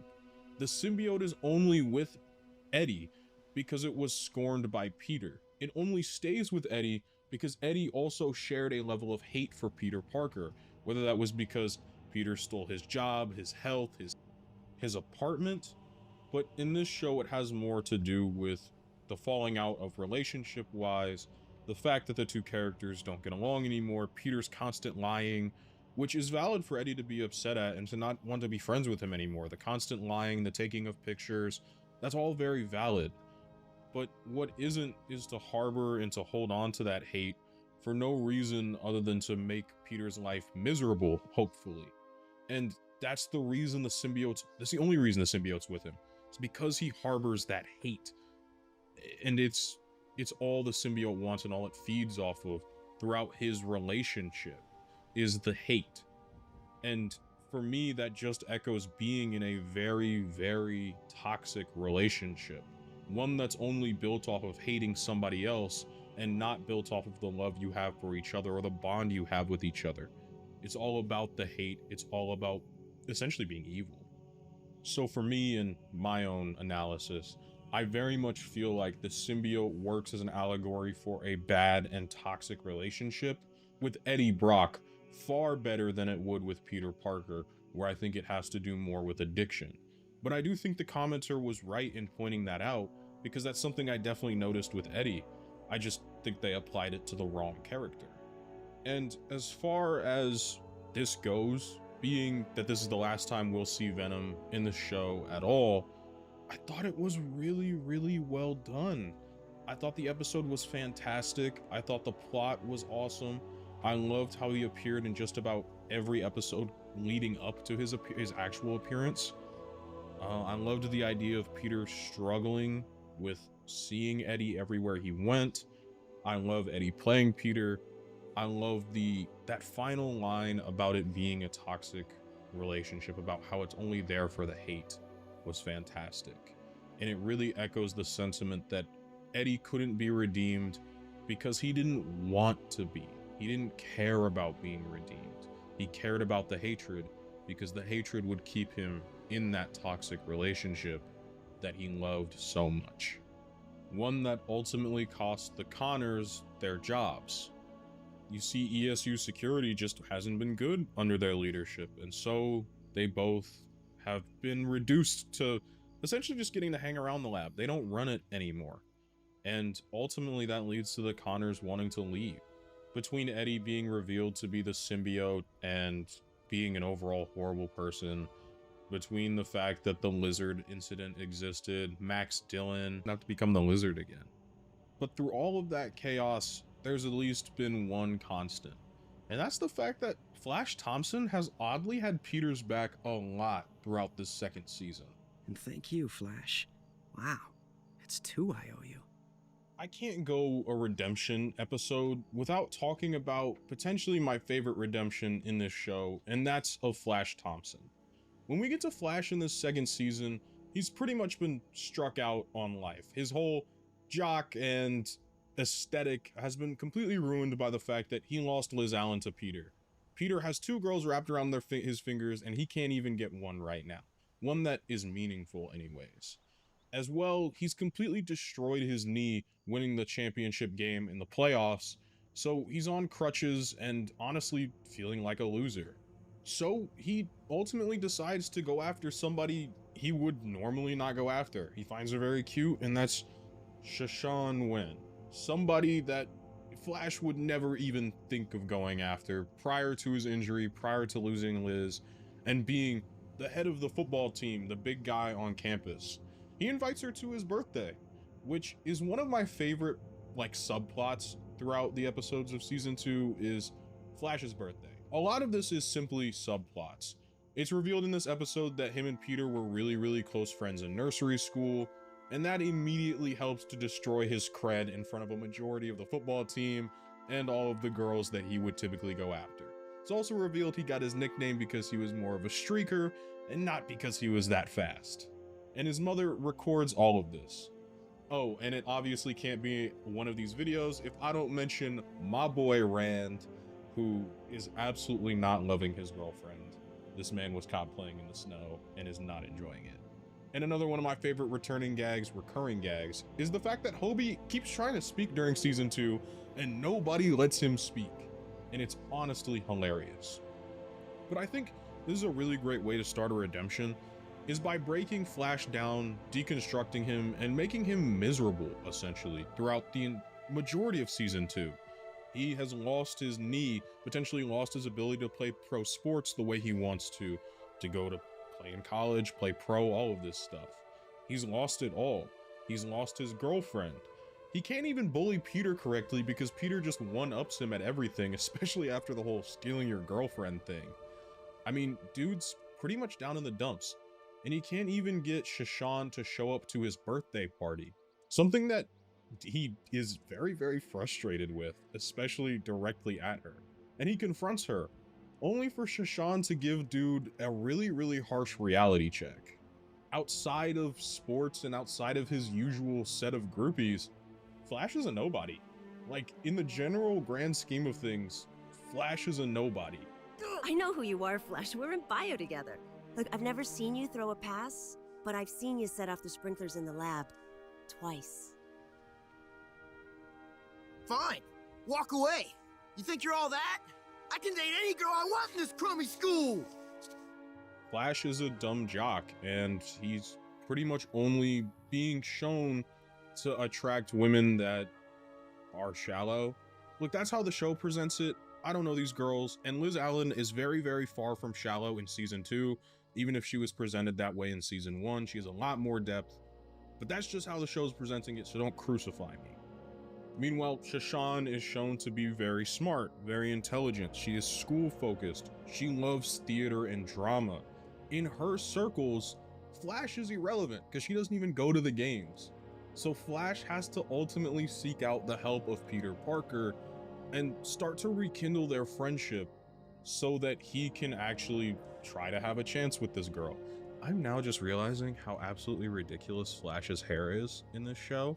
Like, I've never sat down and looked at it long enough to realize, how the hell does he style that in the morning? And who told him that was a good look? Either way, we get another repeat of the Rand joke where he doesn't get to speak, all in favor of Flash trying out for this play.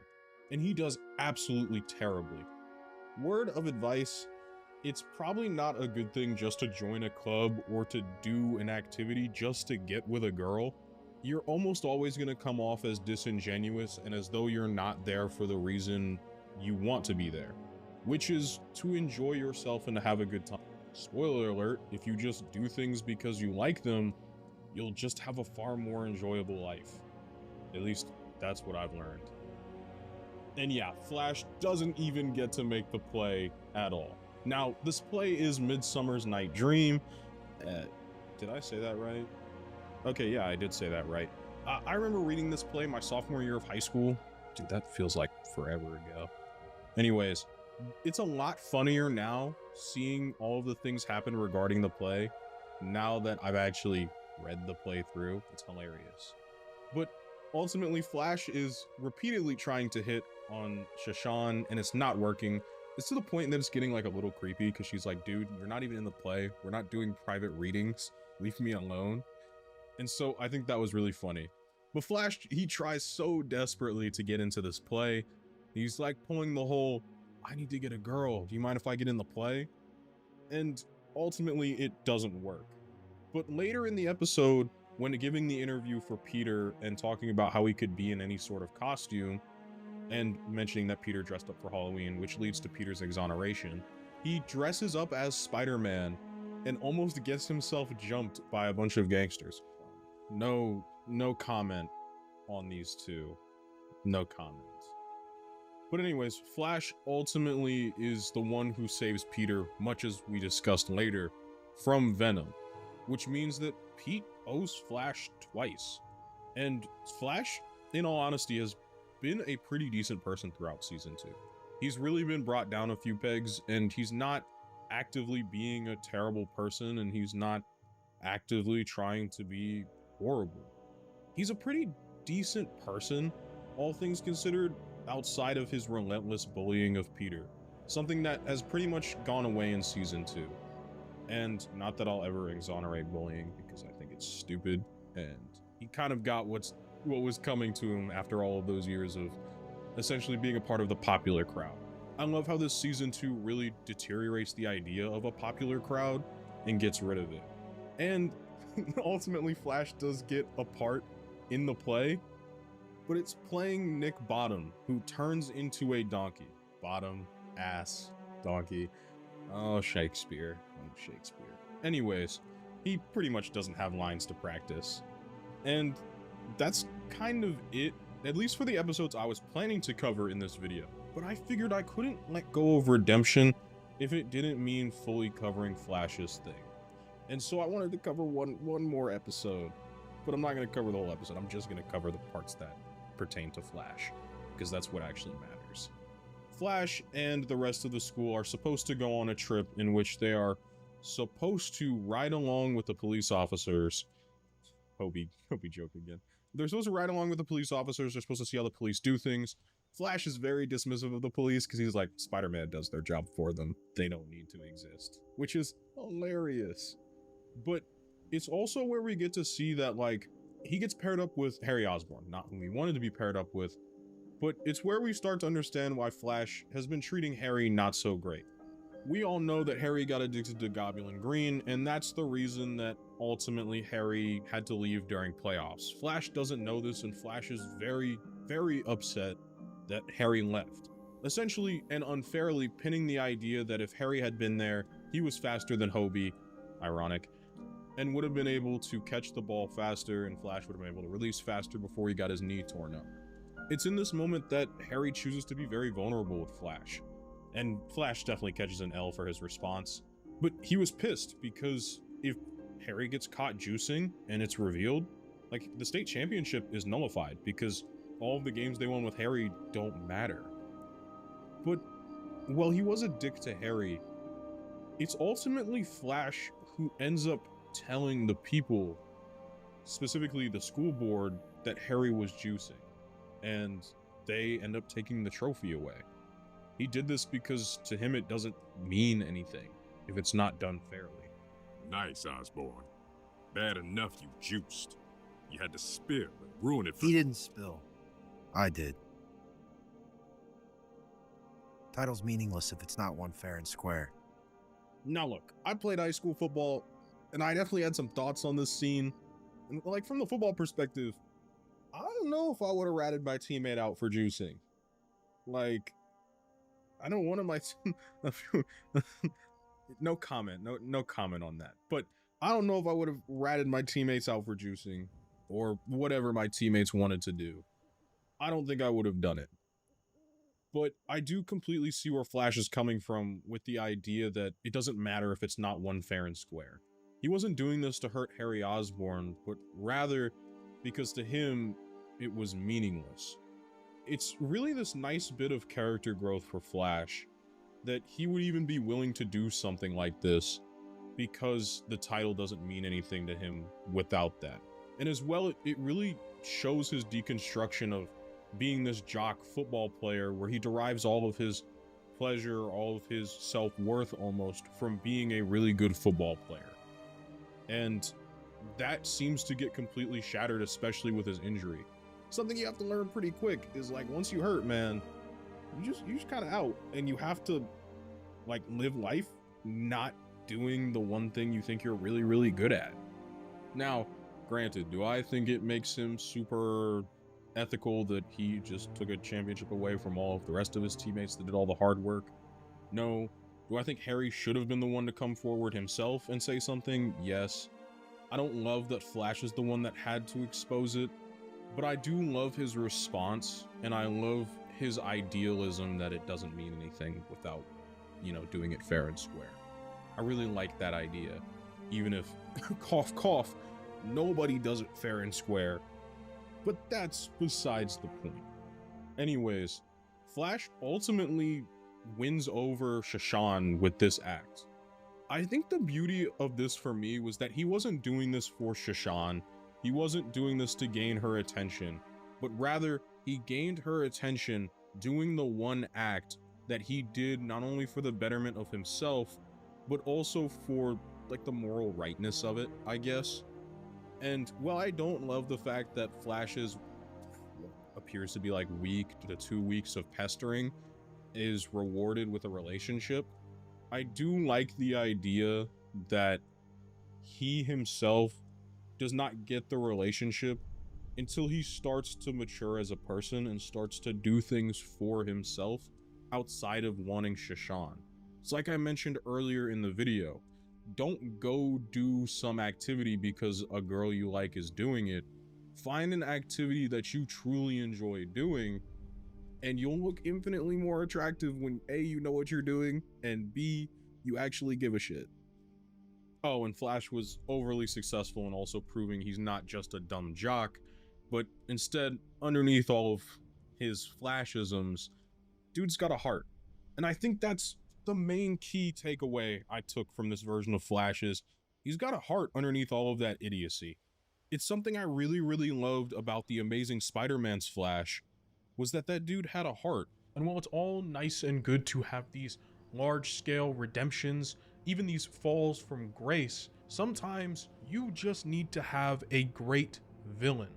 And sometimes that villain doesn't even need to be the best villain in the show. He just has to have the most aura. And that's right, I'm talking about L. Thompson Lincoln, aka the Big Man, aka Tombstone, one of the most intelligent and formidable foes Peter will have ever had to face throughout the entirety of Spectacular Spider-Man. While I think Green Goblin is that show's greatest villain, he does a great job at representing the fantastical side of Spider-Man villains for this show, whereas Tombstone represents the new age crime boss taking over the city by controlling crime, not being chaotic like the Green Goblin and trying to essentially make a gigantic mess and control that mess. Tombstone is looking to bring order to the criminal underworld, to make everyone work for him, all while attempting to maintain this facade as though he is a wealthy philanthropist trying to help the people of the city. It's very Kingpin-esque. And he is essentially trying to control the city and keep Spider-Man off of his back. But the way in which he does so is fairly smart, as he substitutes throughout the entire show as this larger-than-life enemy that Peter will eventually have to take down as he runs the entire criminal underworld. Just about every single villain you're seeing on screen right now were at one point assets of Tombstone. His whole ideology is that I can continue making enough money as long as Spider-Man's off my back and leaves me alone, which is a really smart strategy. He pretty much views Spider-Man as a nuisance to be dealt with and to be handled by throwing a large amount of useless supervillains at him. And still save the world like a good hero. I'll even pay you. All you have to remember is to look the other way on occasion. On any occasion I choose. Tombstone understands something a lot of other big supervillains don't understand. And again, he's borrowing off of Kingpin and, oddly enough, borrowing off of Red Hood's ideology of controlling crime. He cares very little for the idea that Spider-Man could potentially disrupt some of his smaller operations, but would rather see Spider-Man as nothing more than someone to be distracted and not get rid of. His willingness to leave Spider-Man alone and to not feel as though he has to get rid of him leads to him not having to spend a whole ton of resources attacking him, but rather spending those resources distracting him, keeping his business alive and keeping himself shielded in obscurity by throwing Spider-Man off with more and more villains. Obviously, this doesn't always work, as Rhino was pretty quick to give up L. Thompson Lincoln's name, but Tombstone himself ain't exactly somebody to be played with. Peter does try to confront Tombstone, but not only does Tombstone have a very good public face, not only does Tombstone strong and absolutely decks Spider-Man, wow, I'm just starting to realize like how much he stole from Kingpin in this show, and yet for some reason I find it extremely enjoyable. Peter obviously isn't going to take Tombstone's money, and I think you all can guess the reason why. I can't ever look the other way again. Despite how much he does borrow from Kingpin, I think the reason I like this interpretation of a crime boss so much was that it took Tombstone, who was a relatively like joke character, side character, who was only really created to be outside of the mainline Spider-Man books and to be used in a non-committal role, and to put him in this role of being a head crime boss was a really great idea, especially for a Spider-Man that's very early on. Tombstone feels like this formidable threat that runs the underworld and is doing so well for himself that Spider-Man couldn't help but dismantle it, especially with his great public face. Every time I saw the big man on screen, especially as we got later into the first season of this show, I found it an absolute delight. He's up there with this show's Green Goblin in terms of characters I am just overjoyed to see, as Tombstone never seems to overstay his welcome. But unlike Firelord Ozai and Avatar, I think by keeping him somewhat front-facing and seeing him more throughout the show little by little, while also him kind of disappearing off to do his own stuff, kept the interest alive for this man who's supposed to be running the criminal organization that is terrorizing the city that Spider-Man is so often taking down, or that he's building up this repertoire of rogues for Spider-Man to deal with. It also helps that not only is he imposing physically, and look, I'm just gonna say it, the dude's got aura. He has aura, and I mean it oozes in every single episode that he has a speaking role in. This is one of my favorite monologues from Tombstone because it's jam-packed with aura, bro. Perhaps, but someone should point out I offered you a handsome salary to do just the sort of thing you did tonight, and instead you've done the big man's business for free. That, my heroic friend, is what grown-ups call irony. I also like that they show us that Tombstone isn't invincible. I never felt like his aura got diminished by him going toe-to-toe with Green Goblin and Green Goblin being able to push his buttons. I just always saw it as though Green Goblin was one step ahead of this dude, whereas Tombstone was supposed to be the interim. I think that's what makes him so special for this younger version of Spider-Man and this more street-focused oriented Spider-Man, is the idea that this villain feels like a realistic threat Peter would have to deal with. It's underground connects. It is creation of supervillains to keep the superhero distracted. All of these things not only give reason for why these supervillains show up in the world, which I love little tidbits like that, but it also helps to provide a feasible threat that Spider-Man would genuinely deal with within his first year of being a superhero. I will say though, if I have any real critiques of Tombstone in the show, is the complete disassociation from Robbie Robertson, which was the reason the character was introduced in the first place, and something I actually really liked from the 90s interpretation of Tombstone. Even if I prefer him in this mob boss role, I really would have loved to have seen a connection to Robbie Robertson at some point through this show, but they don't really have that whole plot line going, and it also kind of makes sense because this Tombstone is so wildly different than the one in the comic books. Okay, that's enough glazing Tombstone. I just wanted to get you guys set up. Tombstone gained a majority of his power and influence in the underground world after the departure of one of the greatest crime bosses New York had seen, at least that's how the show describes it, that being Silvio Manfredi, or Silvermane. Silvio Manfredi ran this town until the feds put him away and the big man took over. But now that Silvermane's getting out, there'll be a gang war for control of the city. And with Silvermane's release from prison being up on the schedule, he is trying to get his gang in order. And at the same time, Otto Octavius is also trying to start a gang of his own, being the criminal mastermind that he is. And currently, they're all vying after one specific thing. That would be the Rhino Specs. Essentially, the formulation that Norman Osborn used to create the Rhino, who is an almost impenetrable force, minus the fact that dude can't sweat. That's kind of a big problem. But, you know, I'm pretty sure they've figured out a way to solve that problem anyways, because why else would you spend a stupid amount of money at an illegal auction to attempt to get such a suit? I'm sure each and every one of the buyers has a brilliant idea. And if you can imagine, these horrible villains just don't play by the rules and respect the auction bid for some reason. This is also our first introduction of Silver Sable. I don't really have much to say about this version of Silver Sable. She's just kind of a bad guy, except for her relationship with that boy Hammerhead. Hammerhead used to actually work for Silvio Manfredi, which is important, and we'll get back to that at some point later, maybe. This episode is basically just one large fight scene that goes on congruently, at least in the A-plot that I plan on talking about, and so there's not a whole lot I have to say, other than the fact that it's just a very enjoyable episode of this show, and I love seeing villains fight each other. And what makes it like cherry on top for me personally is that Rhino does not want anybody else to have the same powers as him. He wants to be the one and only. So him and Spider-Man straight up call a temporary truce and decide to work together, all in favor of no more rhinos, which I think is just really cool and fun. But did I mention this partnership was temporary? Nice one, partner.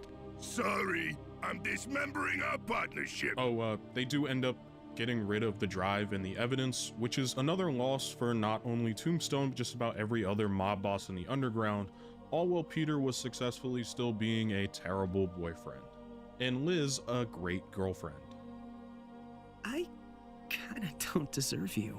You kinda don't, but we'll work on that. Wow, Gwen is so cool. I mean, Liz.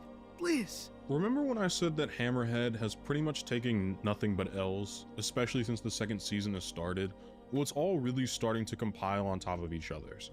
Him getting kidnapped from Green Goblin in the first season, him failing to get the Rhino Specs, him failing at the oil tanker job because he decided to hire the Sandman, his lack of care for wanting to create new supervillains to distract Spider-Man, all goes against direct orders from the big man. He's essentially been failing his boss on every single level for the past few months. Why am I suddenly out of the loop? After the oil tanker fiasco and the Rhino Specs acquisition failure, I assumed you had too much on your plate.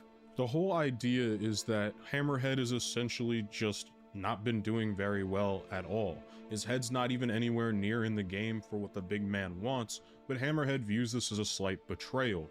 To him, this is just him getting backdoored. He's being kept out of the loop, nobody's telling him anything, and nothing he's doing is working. It even sucks more considering the fact that Tinkerer was contracted to help both Montana and his group break into a vault and steal a ton of gold, all without Hammerhead being told. It's just setting and sowing the seeds of doubt and deception that we'll see later.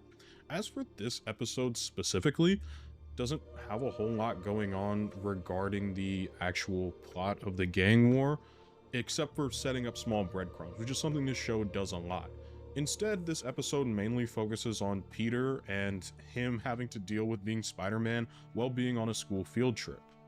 Not to mention also having to deal with the first ever criminal organization he fought as a group, being Montana and his crew, except they all powered up now in some pretty cool suits. And it also doesn't help that on the field trip, he's partnered up with the girl that he hit on the first day of this year of high school, and it didn't exactly go so well. But now she's pretty much just spending that time being a dick to him. Meanwhile, my boy Rand, who won't actually make an appearance in today's video, so that's why I'm mentioning him now, because how could I not mention Rand? I've only mentioned him in every one of these videos. So shout out Rand. It's also worth noting that, like, throughout this entire second season, Captain Stacy has been dropping heavy hints that he knows Peter is Spider-Man, and I think this episode just helps to prove it, because he totally lets Peter go take pictures, when in reality, Pete's just going off to be Spidey. That's kind of their whole running gag between the two of them. I think it's really neat. I like that Captain Stacy had an upped role in this season. I found him to be pretty enjoyable. I also love how this show consistently uses their side characters and or like background characters in running gags or enjoyable moments. For example, there's this couple that Spider-Man saves and strings up together. We see them later on a date, and eventually in season 2 they get married. It's just really cool added details that the show didn't have to do, and most kids, like I didn't, wouldn't be able to remember these things or didn't care enough to remember them, but upon rewatches as I've gotten older, I found extremely enjoyable. I also love the depth they chose to give the side characters, especially in the second season. I still think the second season has more flaws than the first one, and isn't exactly my favorite in a lot of aspects, but I think they do the evolution of side characters very well, specifically with Peter's classmates. I spent a lot of last video talking about Flash because I thought they did him so incredibly well.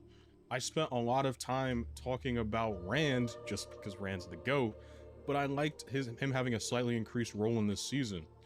These are just the little things about the show that I really enjoy. Getting back on topic though, this episode ends up completely stalling out and the villains fail because Hammerhead set them up to fail, having his driver set up spike strips all in order for him to continue to look better and the rest of Tombstone's organization to look worse.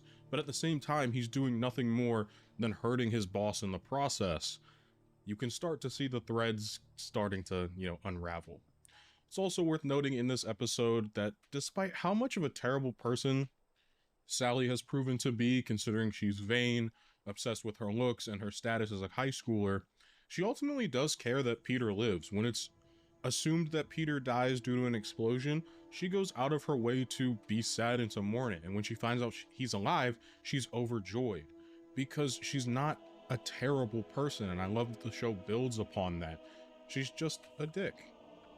Do you know what you put me through?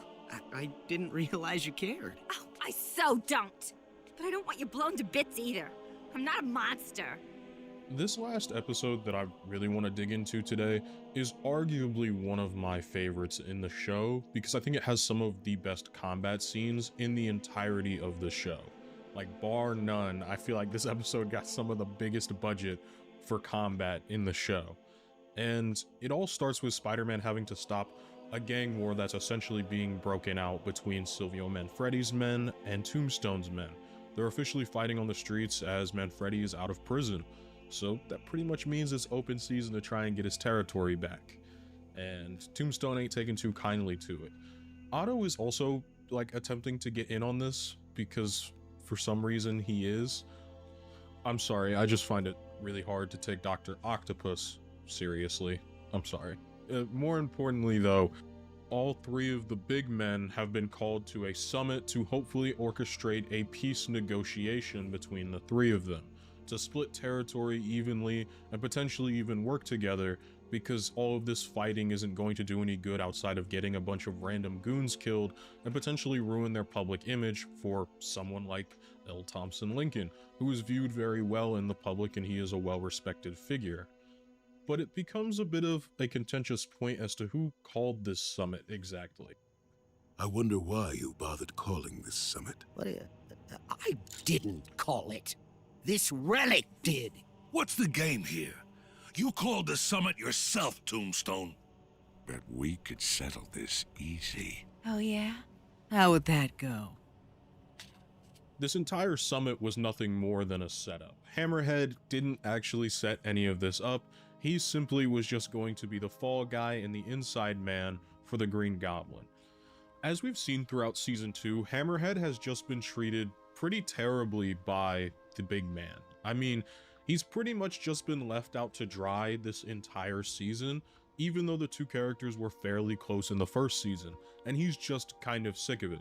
So when the Green Goblin presents him an option to not only gain power of his own in the underworld, but to also get back at L. Thompson Lincoln, he has absolutely zero issues with this. And this is a whole side plot for the episode, but I love how J. Jonah Jameson just ropes a bunch of kids into hanging out with him in the middle of a literal gang war with a dude in a heavily armored Silver Sable suit, L. Thompson Lincoln, and friggin' Dr. Octopus, bro. That's gotta be some of the most wild stuff I've ever seen. But getting back on track, essentially the scorn that has been built up between these two characters, which hopefully I did a decent job of explaining throughout this video, ended up leading to this outcome, which, I mean, I can't really blame Hammerhead. I mean, like, I'd be pretty pissy at my boss too. He's pretty much hung me out to dry and called me useless constantly. And I guess like Dr. Octopus is here, but I'm gonna be so for real. He's like the least threatening out of all of these guys, because Spidey has beat Dr. Octopus on multiple occasions, multiple times. And Dr. Octopus wanting in the criminal underworld is kind of goofy to me, but hey, to each their own. It also helps that L. Thompson Lincoln has a public appearance to keep up, so he can't exactly just dog on Spider-Man while the fat lady is singing. This whole sequence, in all honesty, is absolutely wonderfully done. L. Thompson Lincoln keeping a secret identity, giving Spider-Man a reason to beat 3 of the underworld's biggest bads at one time with relative ease. I also love the whole opera music theme that plays throughout this specific section of the episode. I think it's fantastic. There's just a lot to like about this episode, and I wish I could show a lot more of these fight scenes in full detail, but unfortunately, like, I can't do that. I really do enjoy how this episode serves to essentially wrap up the entire plot involving Tombstone and, of course, Dr. Octopus, as Doc Ock got away back when he kidnapped Gwen. Jeez, Gwen is just getting ran through the ringer for like 6 episodes straight. It was kind of nasty. But either way, this episode serves to put as a good ending to that, even if I think, you know, Silvio Manfredi was a little bit rushed, and I wish like they would have mentioned him at some point during season 1. I do understand why they didn't, and I just think this episode and these fight scenes were absolutely phenomenal, and even from a thematic standpoint, like with what Spider-Man says here. I assume you remember our last physical encounter. Painfully. But I told you then, I don't look the other way. This serves as Tombstone's large mask-off segment. He has finally been defeated and taken down. Over 2 seasons of build-up, close to like 23-ish episodes worth of development of Tombstone, and he's finally taken down. I think it's absolutely fantastic. It was so wonderful to watch and to see, even though like he does get out of prison because like the dude's rich and that's just how our legal system works. Spidey and, of course, Captain Stacy were able to take away his power and his influence. But when you do that, you create something called a vacuum. And any sort of vacuum that's ever been created needs filled. And that's where we enter the Green Goblin. That's a topic for another time. And while Spider-Man may have won the day in sense of getting the villain and taking care of them, he has absolutely lost it as, like, being a boyfriend. Over these last few episodes, Peter has just been terrible. I played a clip earlier where he conflates his own girlfriend with Gwen. Last episode, I showed that he quite literally still wants to make out with Gwen despite dating Liz. And all of this, by the way, while Flash Thompson is being a wonderful boyfriend. We can just talk. No! We'll dance! We'll dance! Flash, stop. You don't have to be afraid to open your mouth around me. I like you for who you are.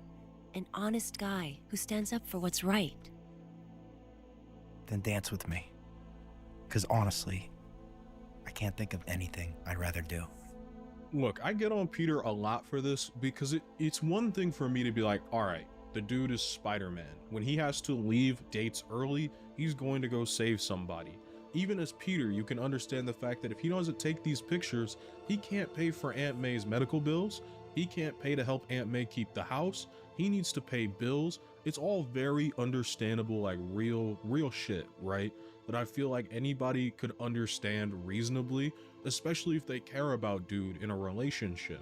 And while it sucks, it's very understandable.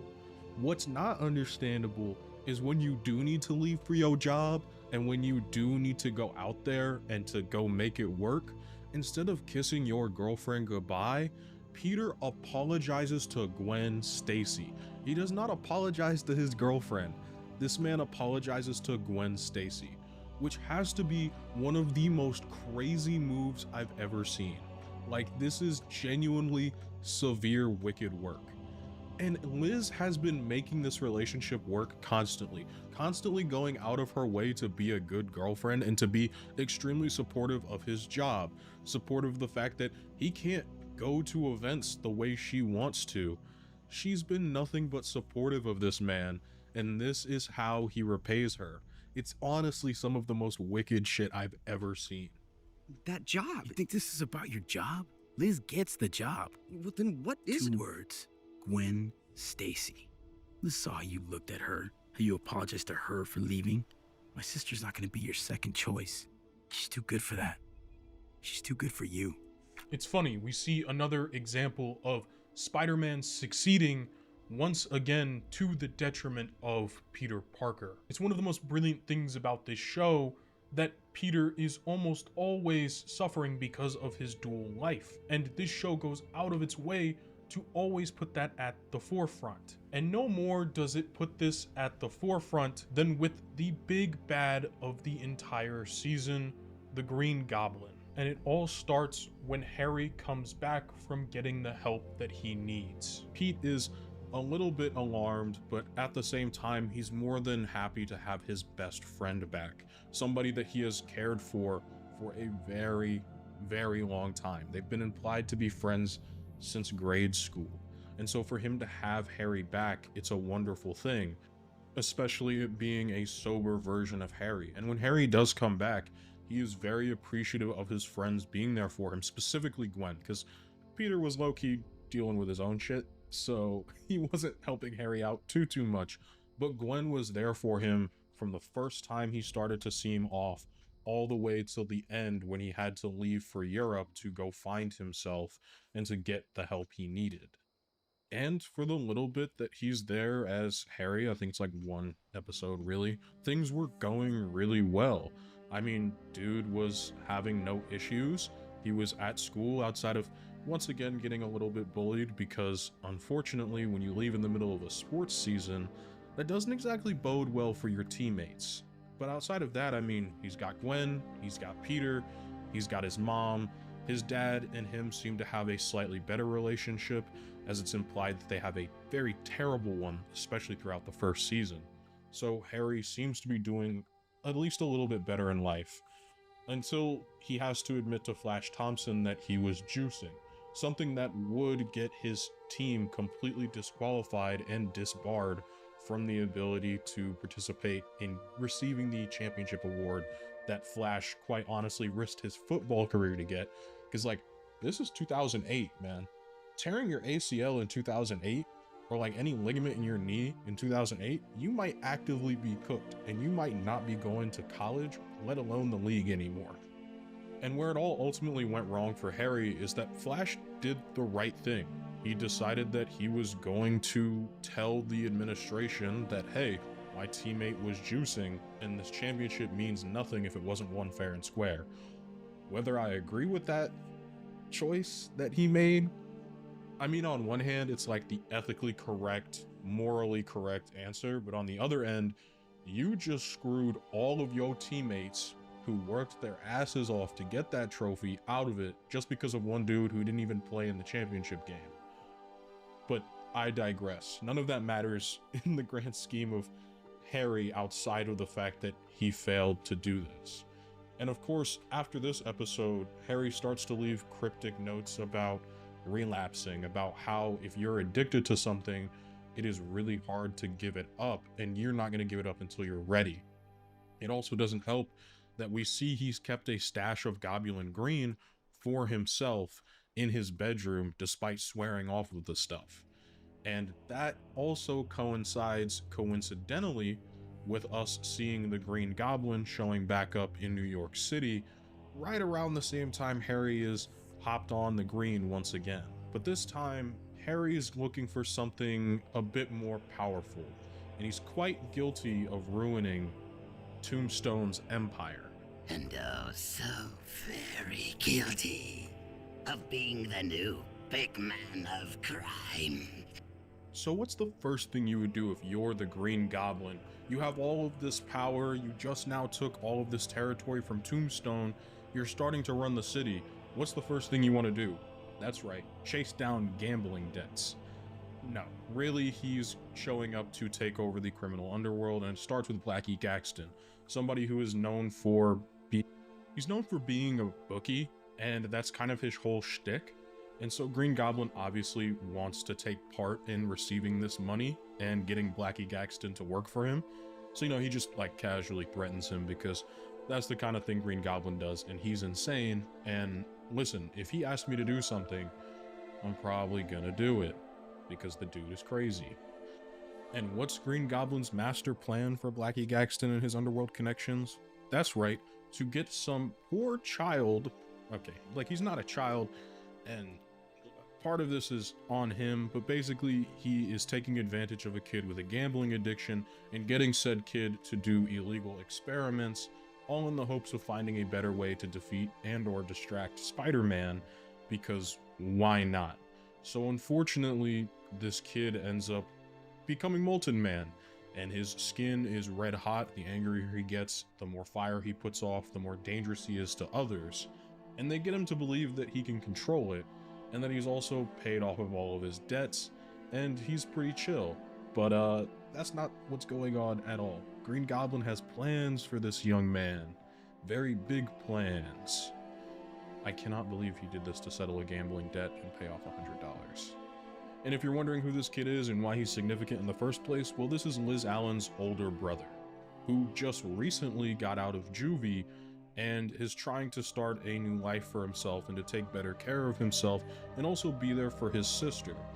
But of course, Mark isn't exactly the smartest when it comes to that. And part of that is that he's battling a gambling addiction, something that is very real and very prevalent. It's really at risk for youth around his age, specifically the demographics of like 17 years old to about 30. Gambling addiction is a real and prevalent thing, and it's something that he is unfortunately dealing with. And that's part of the reason he ends up falling in bad with Blackie Gaxton. And once again, the second he gets out of prison, he's unfortunately betting again. And that's something that Liz is extremely freaked out about, and she approaches Peter for help.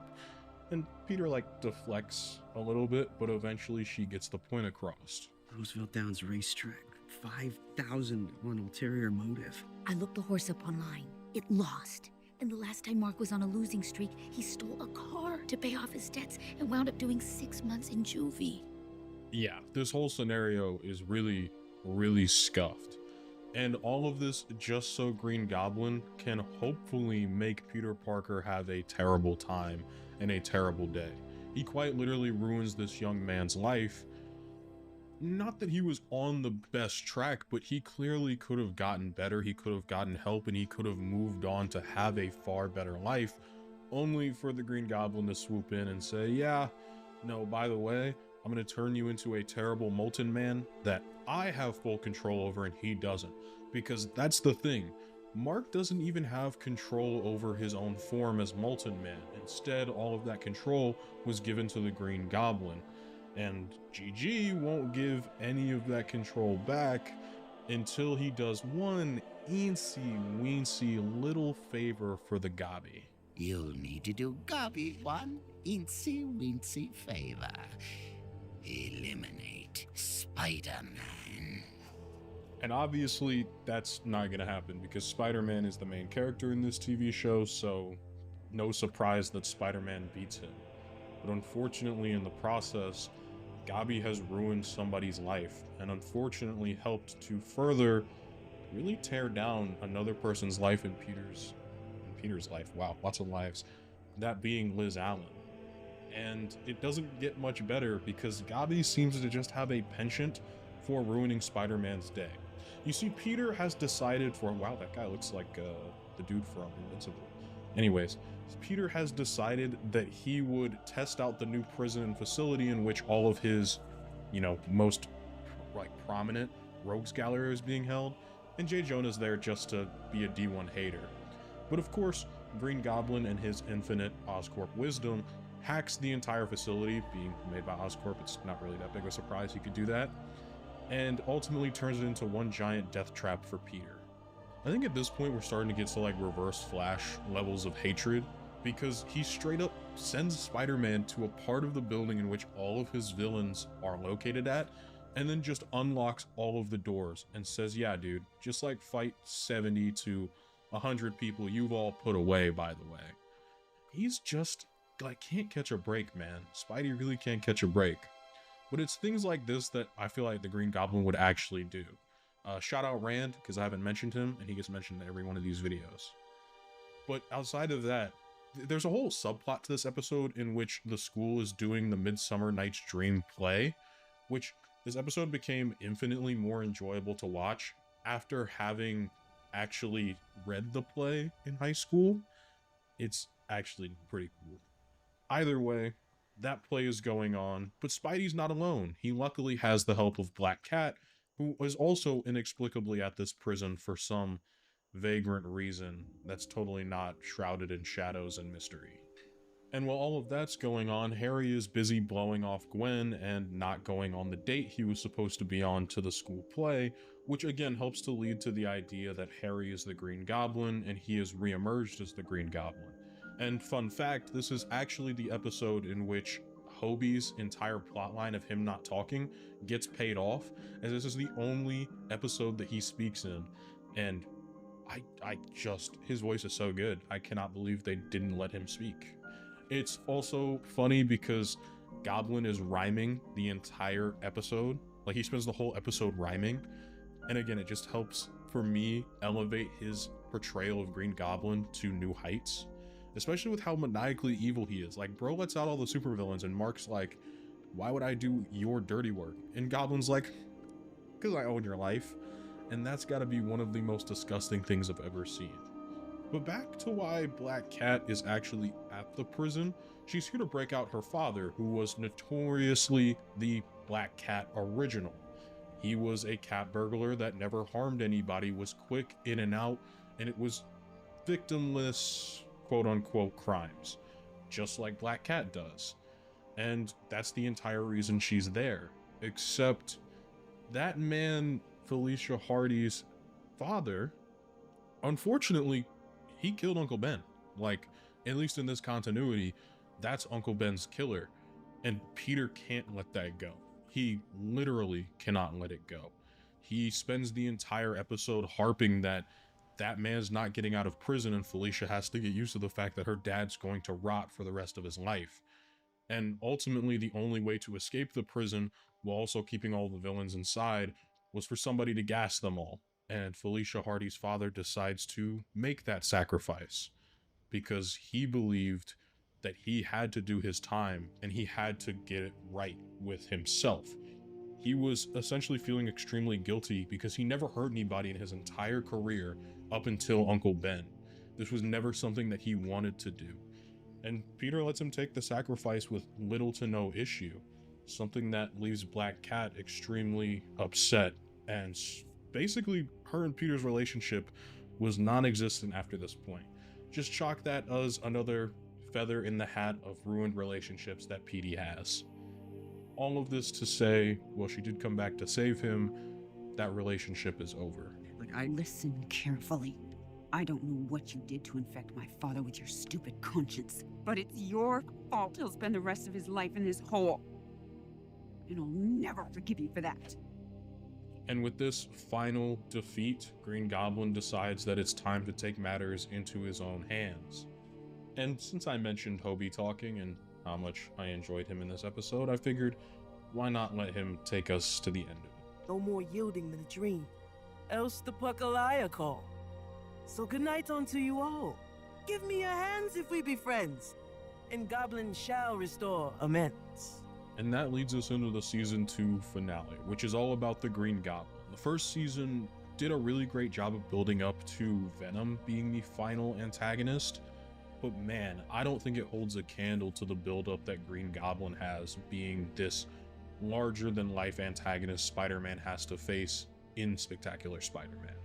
And it all starts, oddly enough, with Peter being called upon to talk to Harry about Goblin Green and about his past use and his past being of Green Goblin.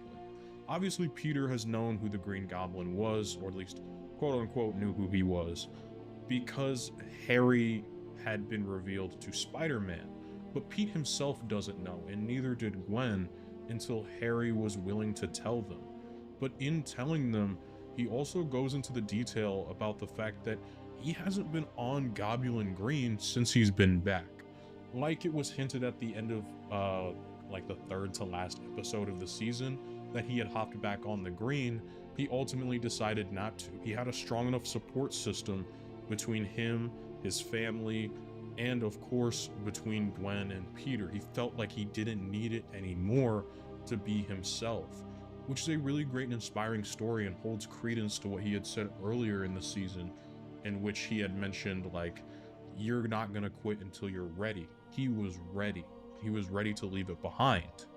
And yet, despite all of that, the Green Goblin has come back and is a prevalent villain once again. So he's trying to get to the bottom of who the Goblin is. And not many people knew about Goblin Green, which is what is supposed to create Green Goblin, essentially. And those few people include him and his dad, at least that Harry knows of. And so, of course, that puts the blame back on Norman Osborn. Something the show does wonderfully, especially because we know he makes shady business dealings. We have seen multiple times that he is shown having masks, specifically multiple masks, throughout his personal office, one of them looking like a goblin. And it's been a big staple and illusion that he is the Green Goblin throughout this entire show. And yet when Peter confronts him as Spider-Man, it is once again made very clear that Norman Osborn isn't the Green Goblin. And this is where it really tripped me up as a viewer the first time I watched this. I was a little older watching this than the first season, but he very much goes on to explain, like, the Green Goblin attacked him while he was literally at Oscorp. How would that have happened? And not to mention, Green Goblin attacks him right now as Peter was on the balcony. When we see Norman Osborn and the Green Goblin as being two completely separate entities, which then further pushes the blame as to who is the Green Goblin. I love that they subverted expectations with this and kept the twist going in a very clever and creative way. But then again, that leads to the question of who is the Green Goblin and how many people actually know about Goblin Green to even be able to take it. And not many people know about it at all. As a matter of fact, the only people that knew were Harry, his father, his mother, and Donald Mencken. And his whole thing and his whole job at Oscorp was to help develop the serum. And he was moving out of his apartment to leave working at Oscorp. So everything looks suspicious. It seems as though everything lines up. And with how mild-mannered Donald is, you can almost imagine that this was him. But no, it subverts your expectations again, because Green Goblin shows up just to mess with Peter, because this dude is a D1 hater. And all of this culminates in what I would say is the show's second best combat sequence ever. Some people say it's the best combat sequence of the show, but nothing can really top Gangland for me.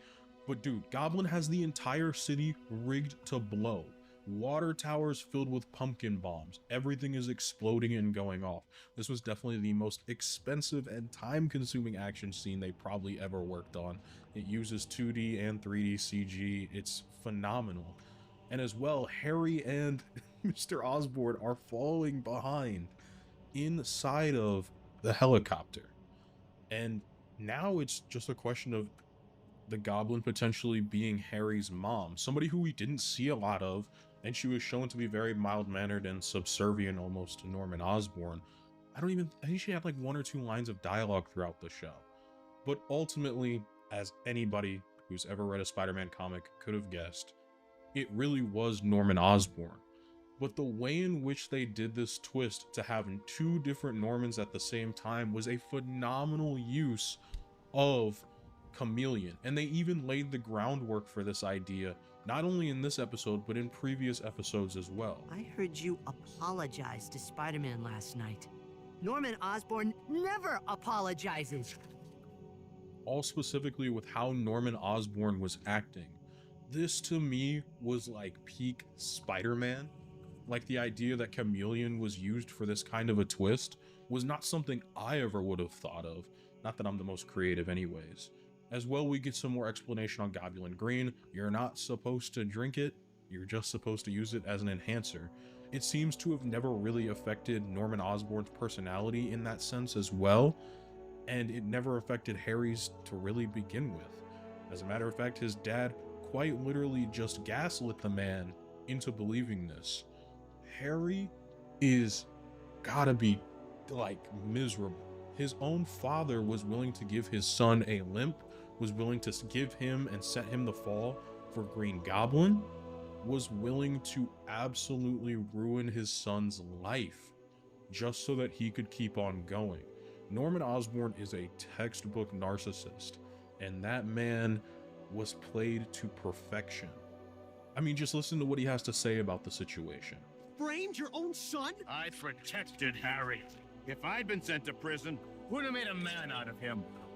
The reason this is like my favorite adaptation is the split personality thing is done a lot, but this show subverts that expectation. This show shows us that Norman Osborn is really just this bad dude, something that is far more prevalent throughout modern comics relative to how it was back during the 90s show. But either way, this was by far my favorite version of Norman Osborn. He was cunning, conniving, brilliant, bloody brilliant, mate. I can't believe I just said that. And unfortunately meets one of the craziest demises I've seen in a children's cartoon show, leaving Harry completely alone, except for having Gwen. I don't know what I'd do without you, Gwen. You're all that's keeping me from going back on the green myself. Oh, I got your messages. Was there something you wanted to tell me? And while Harry has Gwen, Peter's got nobody. Literally nobody except for Aunt May. He's burnt the bridge with Black Cat as Spider-Man. He's completely broken up with Liz. Did I mention that?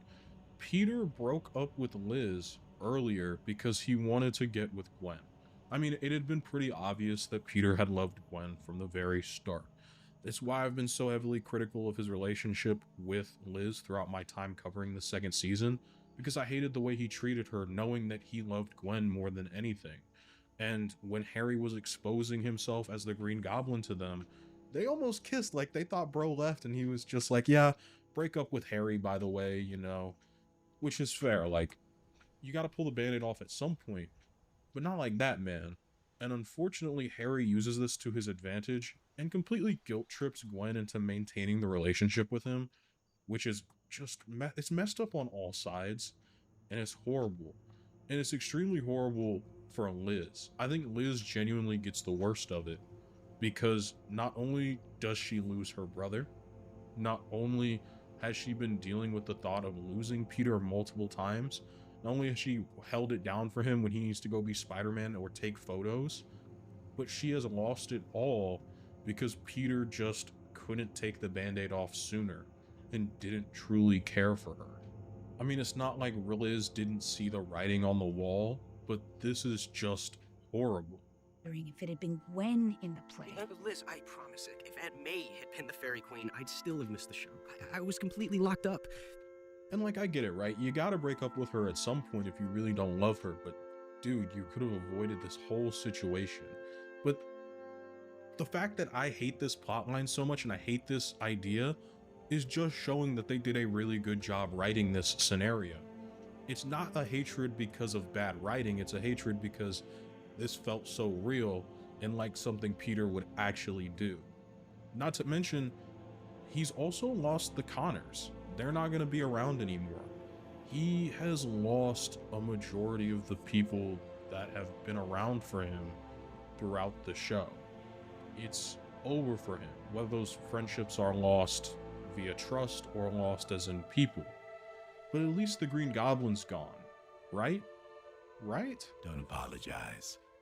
I never do. That is genuinely how the show ends. One of the best Spider-Man shows to have ever graced television ends on a cliffhanger because Disney officially bought the rights to Spider-Man for TV and merchandise. But since Sony was technically the owner of this TV show, in that deal, they canceled the ability for Disney to continue making Spectacular Spider-Man.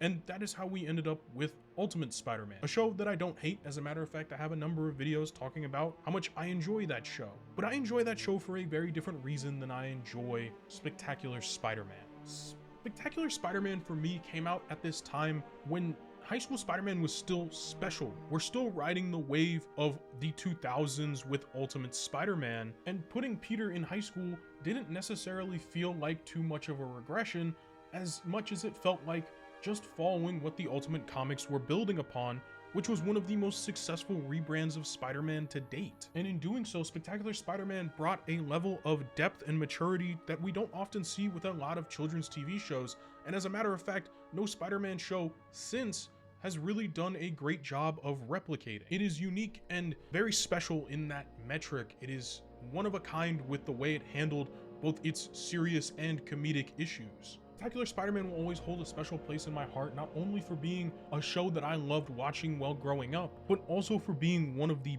backbone pillars of my channel for a while, to the point that I was kind of worried what I would do when there was no more Spectacular Spider-Man to talk about.